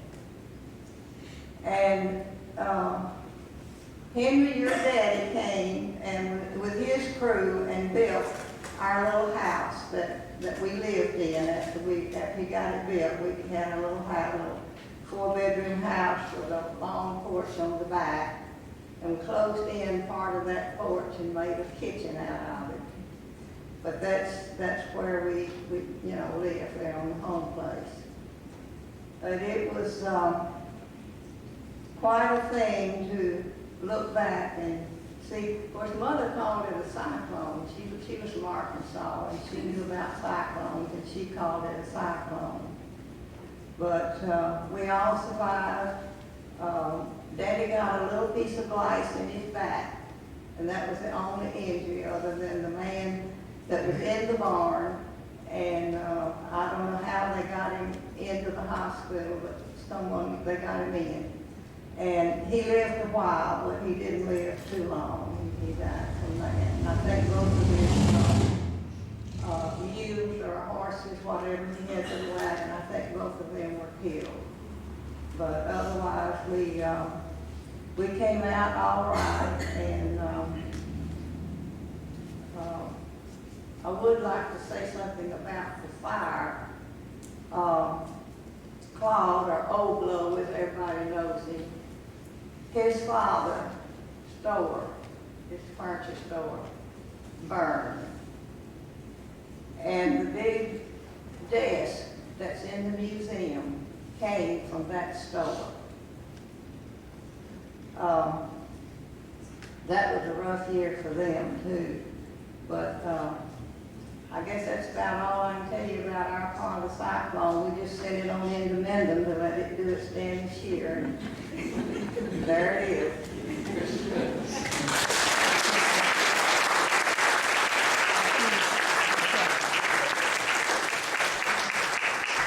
Thank you, Betty Lowe. You don't necessarily have to have personal experience with regard to any of these disasters. It may have been something that was passed on to you, so if you feel so moved, you can share that as well. I was trying to remember when I saw in this article about Sam's life.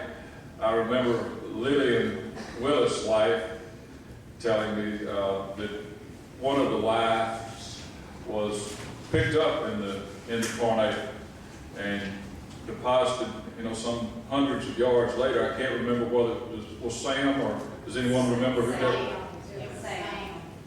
Okay, it was. I thought that was pretty interesting. Does my girlfriend down there want to say something? She wants us to help her up there. I'll do that. Faye Gordon, come on up here, girl. Give me a hug, girl. I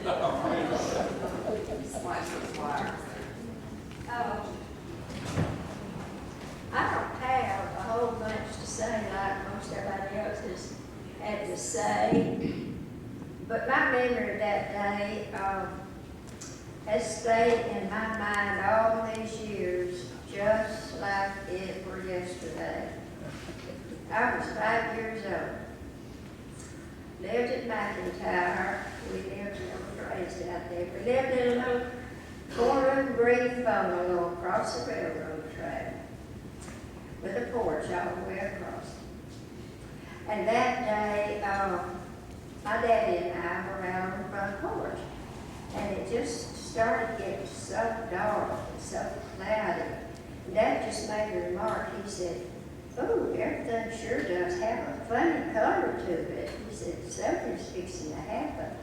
Well, that scared me to death, because I didn't know what was fixing to happen.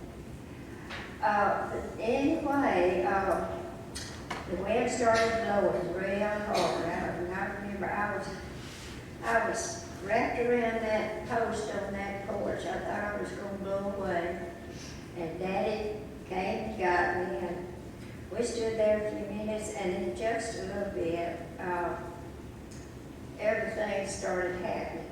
And we could see, that's 5 miles away, and we could see the debris flying through the air.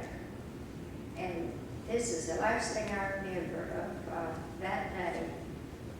Daddy said, "Oh my goodness, Minden is blowing away." And but that has really stayed in my mind all these years, and it's just a sad thing that happened.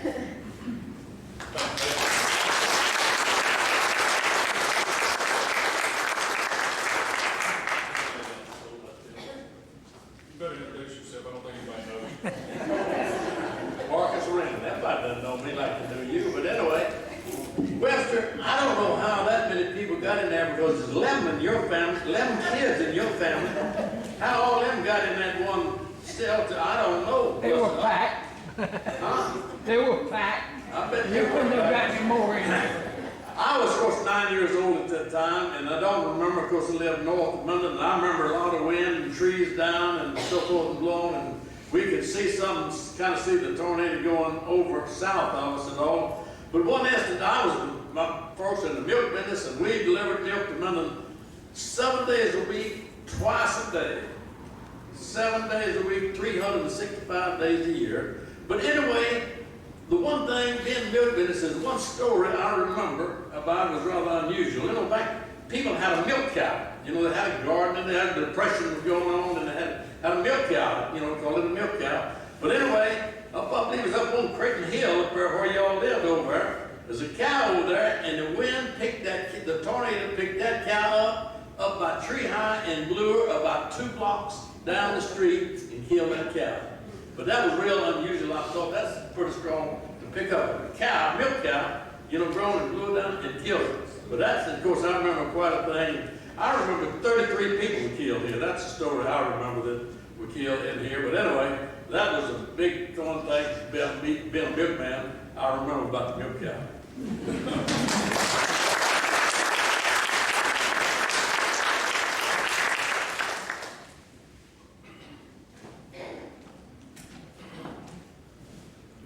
Go ahead, introduce yourself.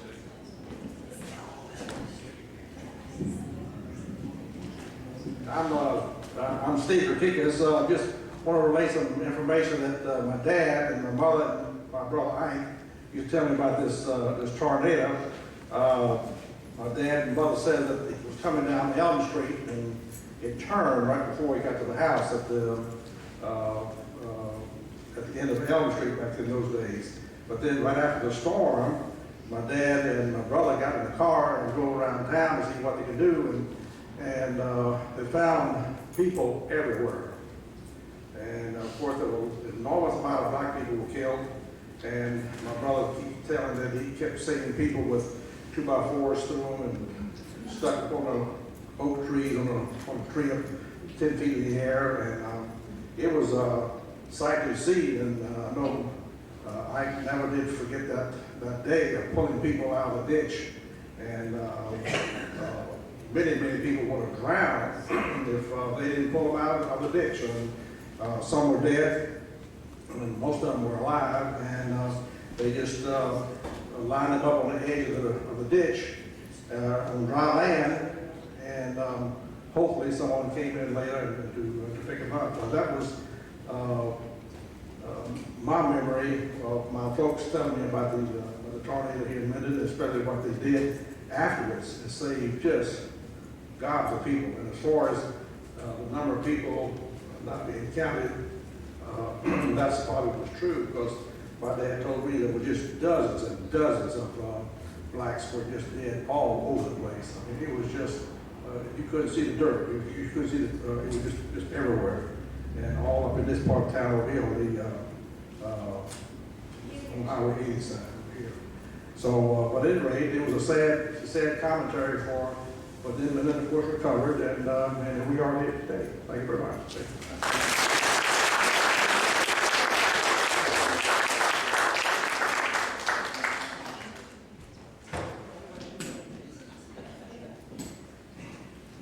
Introduce yourself right now. Okay. Nobody here knows me anyway. I'm not Webster Nation.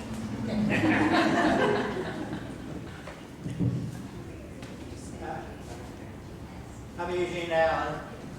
Been here practically all my life, and is in it one day. Outstanding in my mind, it was that tornado that came to Minden in 1933. I was 15 years old at the time, just getting out of school at 3:30, and we noticed that cloud up in the air. And the first one thing I know there was a danger involved in that thing was John Ford had a newsstand on the corner here. And in that empty space outside that store, they kept a 55-gallon barrel, metal barrel with the top cut out of that thing where the newsboys would burn that paper scraps.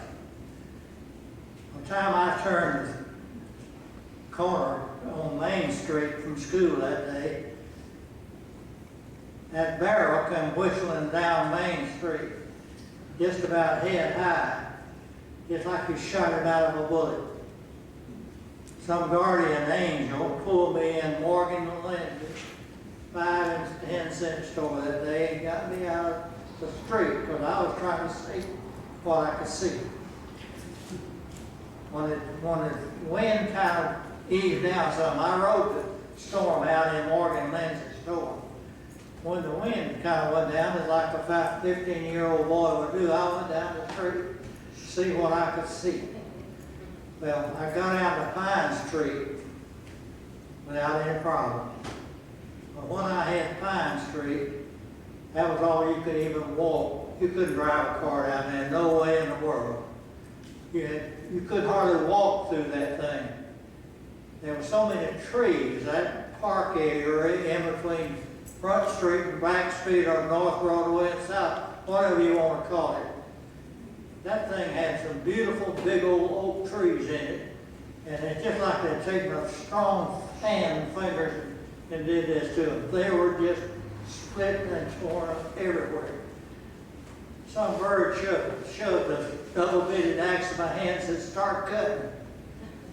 After about the second limb, I realized that axe handle did not fit my hands. So I found a good place to hide it. And went on down the street to see what I could see. The damage was tremendous to that park and all the houses surrounding that park. One thing that caught my mind was, just before you get down to the railroad tracks down there, on the right-hand side, there's a big office building there, and there was a row of houses, I guess what we call row houses today. They were completely gone. As a boy, I would spot a chicken nest that was under one of those houses. House was gone. Nothing there at all. But that nest was laying there, just perfect eggs in the thing. I believe we had a teacher by the name of Miss Wilkerson, and she had a son named Billy.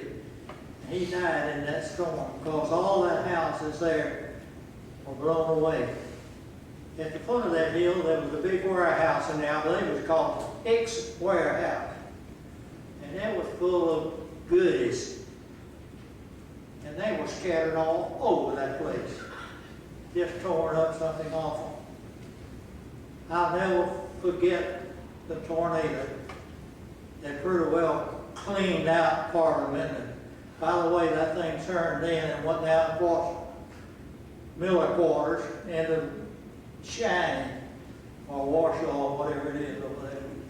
Just cleaned it out, and it went all the way to Arcadia and got my granddaddy's house in Arcadia now, and that's 25 miles.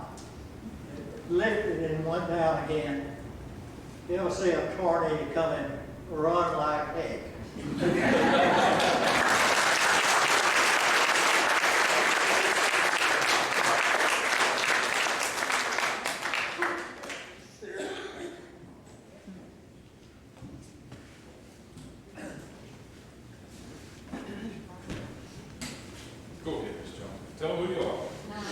I'm Joan Riley Luck. This picture is my grandparents' house, which stood where the Regions Bank is on what we call South Broadway then. I wasn't born, I promise you that. But my older sister, Nina, was. And my mother stood in the hallway, when you get a chance to look at this picture, in the hallway of this house and held my sister in her arms while the tornado came through. It took off the roof and most of the back part of the house.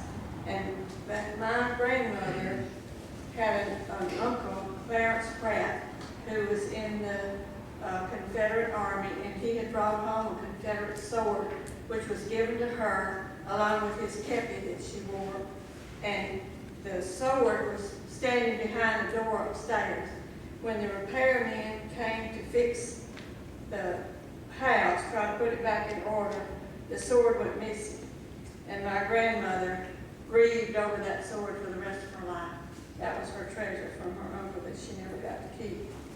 But the destruction, from what I'm told, was unbelievable. There's a long panorama shot, I believe, at the museum of that whole area from Pine Street to the railroad tracks. If you haven't seen it, you need to see it because you can't believe it if you don't. And then to get back to Juanita, Shelley, I have to tell this on her. She used to call me too. And she called me both at home and at work. And one day I was in the courtroom with the judge, trial going on, and one of the ladies came rushing in the little back door. She said, "You've got to come to the phone. Somebody needs to talk to you right now." Well, I jumped up, ran in the office and grabbed the phone, and it was Juanita. And she said, "John, when is the strawberry man coming?" "And when he comes, I want you to get me 2 flats of strawberries." Another time, I was in the business waiting on some attorneys at my desk, and the phone rang. When she called, everyone immediately assumed that there was some emergency. And the same lady came running in there and said, you need to get the phone. And I did, and she said, "John, when is Mr. Sanders coming with those tomatoes? I need a box of tomatoes." I have fond memories of her, and when she did the cameo on me, we like never to have gotten it where it suited her. When she called me and told me to send her the information, I sent my name, address, where I grew up, my family, and that's all I sent. Well, that was not enough. So she called me and I had to redo it and add to it, and that didn't suit her. And we were about 4 times on the phone before she got the information she wanted to do the cameo. But that will also be one of my life's treasures, is that cameo she did. That's since I wasn't here yet, all I can tell you, I will tell you one thing my mother-in-law, Martha Luck, told me. She and her family, the Morelands, lived near the high school gym. And they were at home when Mr. Nason will remember this, they were at home when the tornado started through. And her grandfather, that they called Paul, lived with them. Well, when everyone saw the storm coming, they all rushed out across the street and got in the storm cellar, which I believe is still standing, is still there. Isn't it, Webster, and that storm cellar still on the corner? And they left her brother, Buddy Moreland, who most of them would remember, there with Paul to sit out the tornado. And Paul was in a rocking chair, rocking by the window, looking out the window, watching the storm go by. And Buddy was frantically running around, he didn't know what to do. And when it was all over, Paul says, "Buddy, I thought I saw that garage move over there across the street." And Buddy went to the window, and the garage had not only moved, it was flipped upside down. But he was right, he saw that.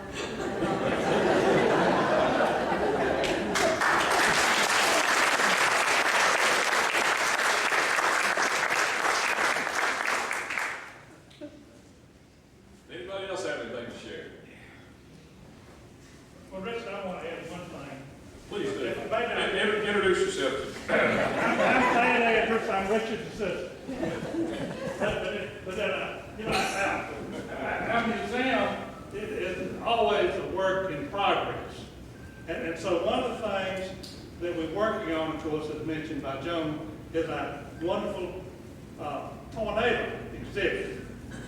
But we had a little trouble because we couldn't find quite the right figure to go with Sam Life's story about flying.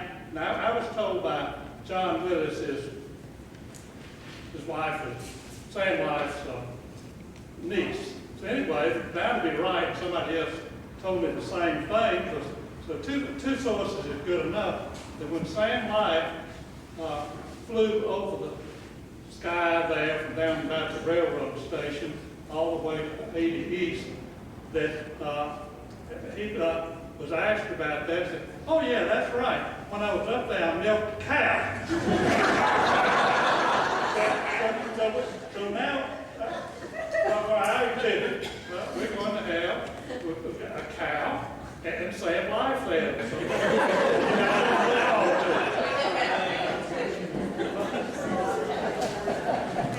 I want to say I saw Marcus Rand's cow when it came over the house. But the thing that sticks in my mind more than anything else is I walked out towards the old schoolhouse. I passed a funeral home. Or it's the Butler's Funeral Home, I believe, is the name of it. Yeah. And they had, and stretched out on that porch from one end to the other. There must have been 20 bodies there laying on that porch. They had so many bodies inside the house, they couldn't get them out. They couldn't get them all inside. So they just laid them out on the porch. If you go, when you go to the museum, they got a real good exhibit of the tornado. It shows the tornado, and you got an article by the New York Times. The New York, but it said it says 66 people killed at Minden, Louisiana. So if you go down there and look at that. Thank you. What else you want to add, I dear? just had one thing, I just go stand here. That's fine. I meant to tell this, Juanita was one of the best friends I ever had in my life. And friendship, her friendship at that time is so seldom found. And about 3 years ago, I made a piano cassette tape for her with,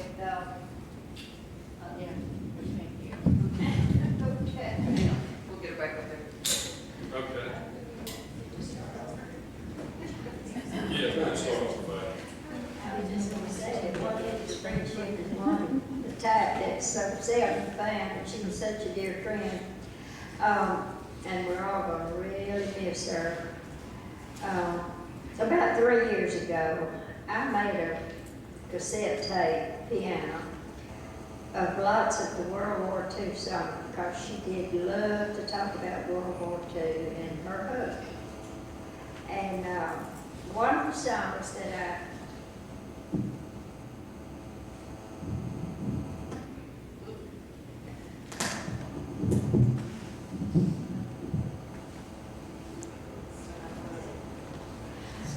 one of the songs that I put on there was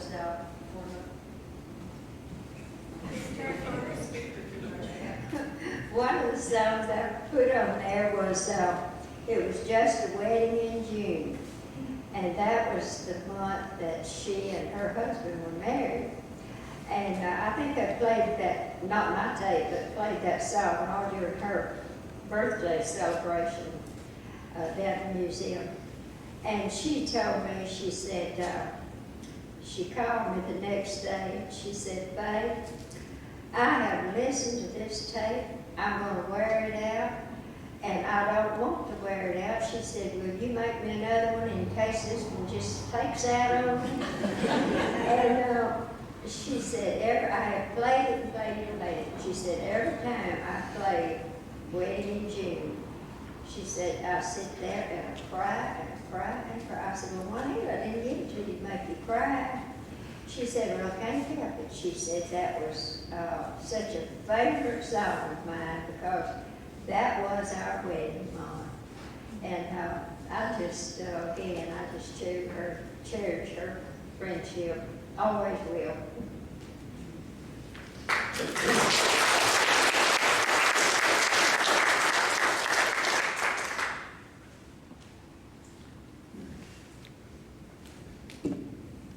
Anyone else?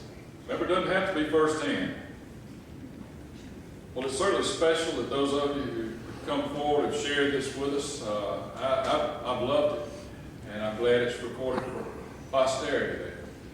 Shelley, you have anything to add as we come to the end? I know we have some door prizes and a few things like that. Right. By the way, as she's coming up, I know that all of you who attended the Showboat production saw one of perhaps the best things that's ever occurred in Minden. It was just truly outstanding. And the scenery and some of the music actually,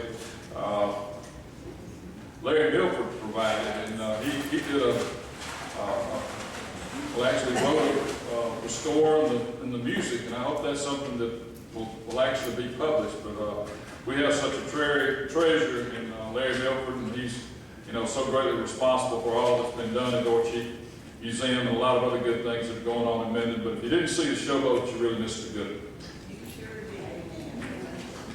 Yeah, give one more for Larry. I think that works.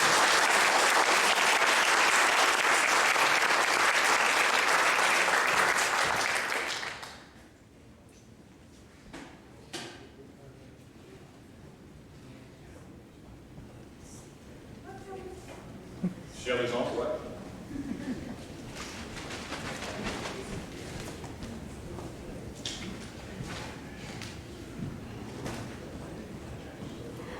I also want to make a couple of announcements. Our next speaker is going to be Mr. Clifton Carden, and he is the Bosu Parish Historian, and that will be in November. And he's going to talk about when Bosu, Webster, Claiborne were all one parish, and talk a lot about that area. He's the official historian for Bosu Parish. He's written several books, so I know that's going to be a real good evening for everybody to attend. If you didn't sign up, if you're not on our mailing list, just sign in on one of those sheets, and that way you'll be sure to get an invitation. Another event that we have coming up in November before our next museum event will be the Minden Cemetery Ghost Walk, and I have cards over there. If you've never been to Ghost Walk, I urge you to do that. One of the things that happened, and I know if you've heard me talk before about the cemetery, one of the things that happened in the tornado of 1933 was that it went over the old Minden Cemetery. It did a huge amount of damage in the cemetery. There's huge areas in the old section where there are no stones. There's lots of people buried there, but we don't have any idea. I've got pictures. The pictures are real small pictures, but it just shows just piles of stones. And I guess, you know, they had no way of knowing where they went. They were just destroyed, and I think they just ended up just, you know, doing the best they could, trying to figure out where they went. The rest of it was just kind of shoved over and down the hill. One of the things that was broken during the tornado of 33 was the bayonet on the Confederate soldier was broken off. The large monument, Mr. Webb's monument out of the cemetery, was also toppled over. The piece of that broke off, the Daughters of the Confederacy took that and made the monument that's dedicated to the Civil War trench area back on the far right-hand side. So if you go out there, you'll see that. Now, Mr. Webb's monument was replaced, but that piece of his monument was used. So that's just some little cemetery trivia, but please try to come to the Minden Cemetery Ghost Walk. It benefits the cemetery. Almost all of us that are on the museum board are on the cemetery board too. It's real important to us that you come out there and see. If you've never been, it's really very interesting. We have people that come from all over the United States. But I have cards back there, so be sure and pick those up. It's November 8th. And Miss Nancy Craig asked me to announce this. I believe it's going on at First Baptist. No, it's at the Minden Civic Center. What's the date on this, Nancy? 23rd. Oh, okay. I'm Next sorry. Thursday. Oh, okay. Next Thursday, and she has tickets, and I believe Roberta Kitchen's going to be doing a program there, and she has tickets for that. It's Pregnancy Aid Center. Okay. I don't think I'm going to need that, but some folks might. The winner tonight of our basket, and we got a really nice basket, is Dr. Ed Brown. All right. There you go.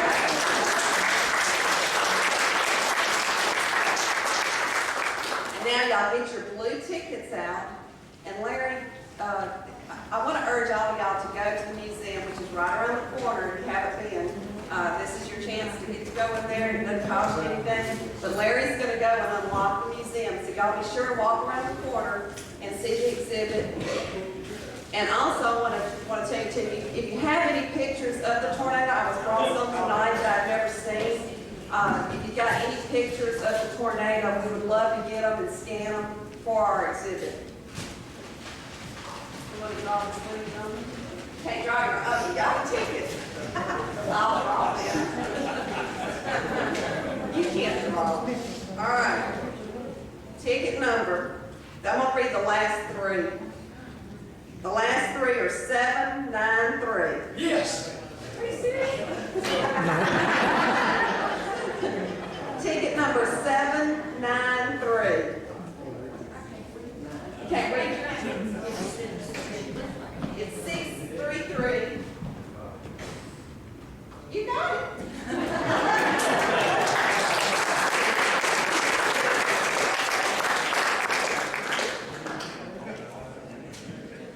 Shelley mentioned that those of you who signed the sign-in sheets when you come in, even if you've done it on previous times, as we're working on grants for the museum, it's important that we can show that we do have an active program going on, and your signatures attest to that. So if you fail to sign in, please do that as well.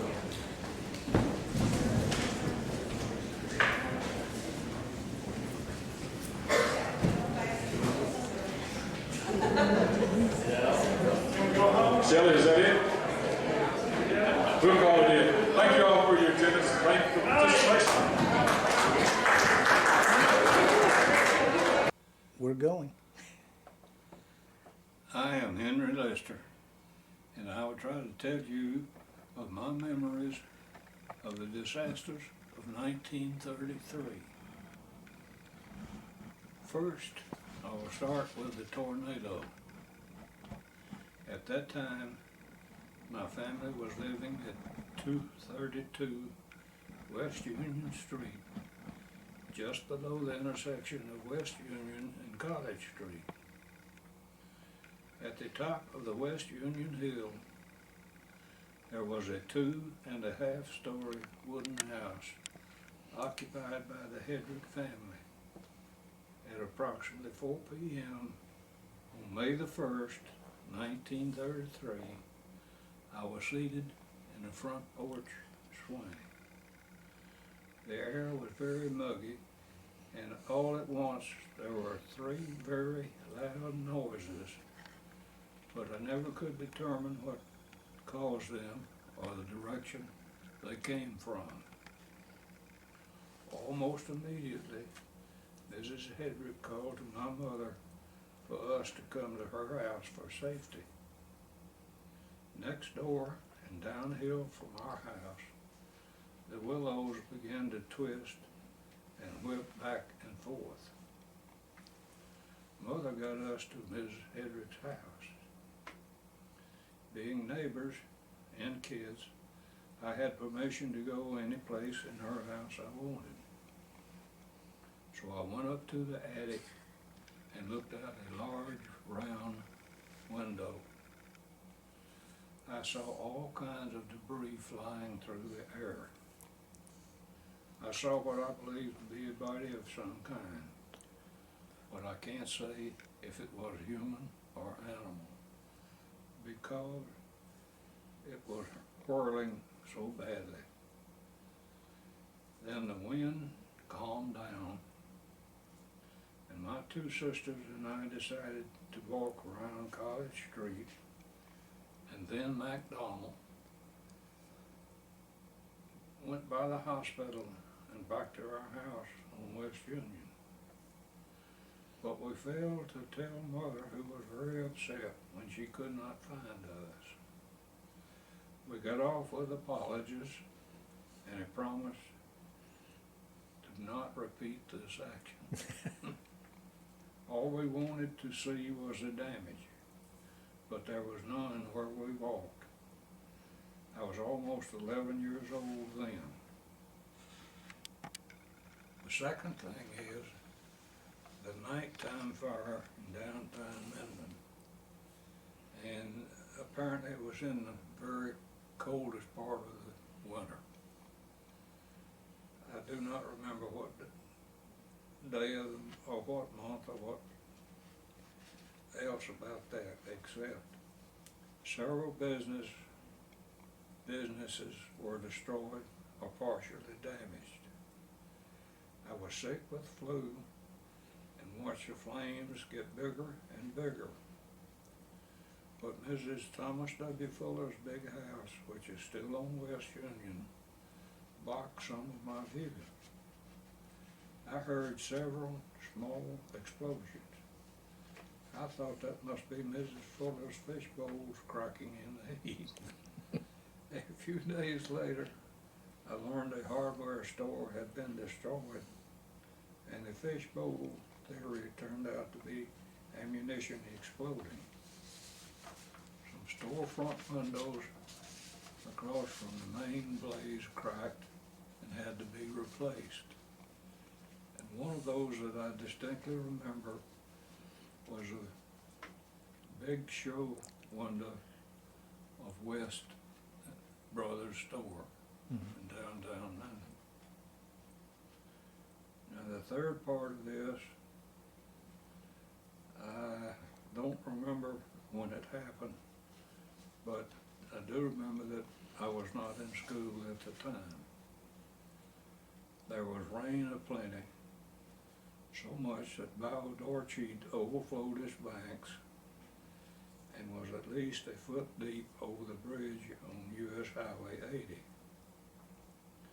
There was concern that the bridge would be destroyed. And later on, the water came down and the state highway patrolman stood at each end of the bridge, and they let three, this was on Highway 80, US 80, and the policeman would let 3 cars in the eastbound lane go across the bridge, and then it'd be 3 cars in the westbound lane would go across. And Daddy was concerned about the mobile home he had built at Luck's Body Shop, where school bus bodies were made. Dad used Mr. Luck's bus body plan to build his mobile home, which had storage cabinets outside behind the front doors and also inside, and beds for 8. This may have been one of the first mobile homes that I knew of. Dad had a Louisiana license plate that said, "For farm use only." We were moving to California for a possible job opportunity for my dad. Going through New Mexico, a state trooper saw the license plate and followed us for many miles. I guess he was wondering about farm use only, moving down the highway, but he never stopped us. Dad did not get a job, so we returned to Menden. Guess what? When we got back, the rain had stopped and Bow Dorcheat was back to normal. All of this plus the Great Depression. What a year 1933 was. Yeah. Thank you. I don't know why it beeps every time I turn it on, but it should be a good picture of the bus there. My name is Ray Lumpkin Radcliffe. I was born in February 29, 1912. I'm a leap year girl, so I'm really young. And I was about 18 years old. I had just finished school, high school, and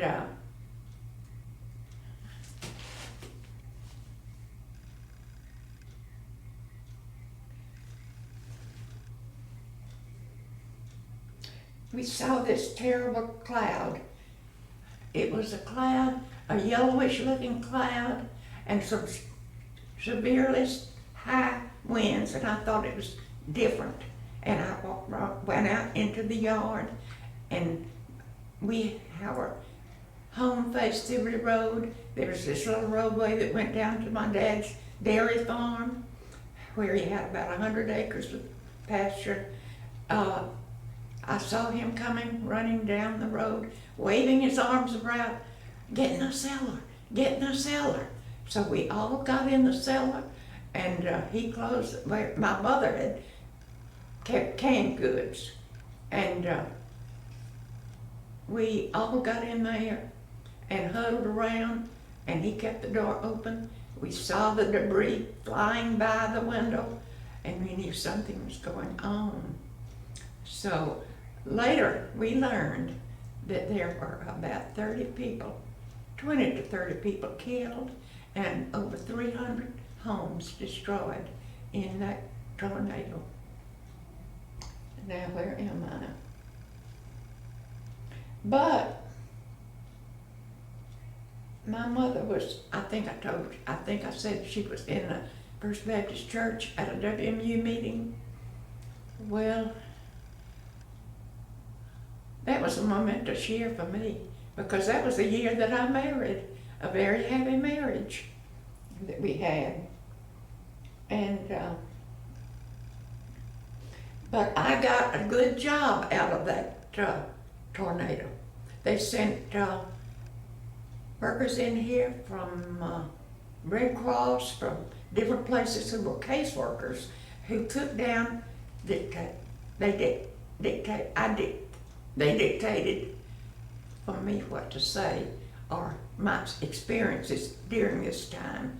And they took down what I told them, and they wrote it up, and that was my job to do. So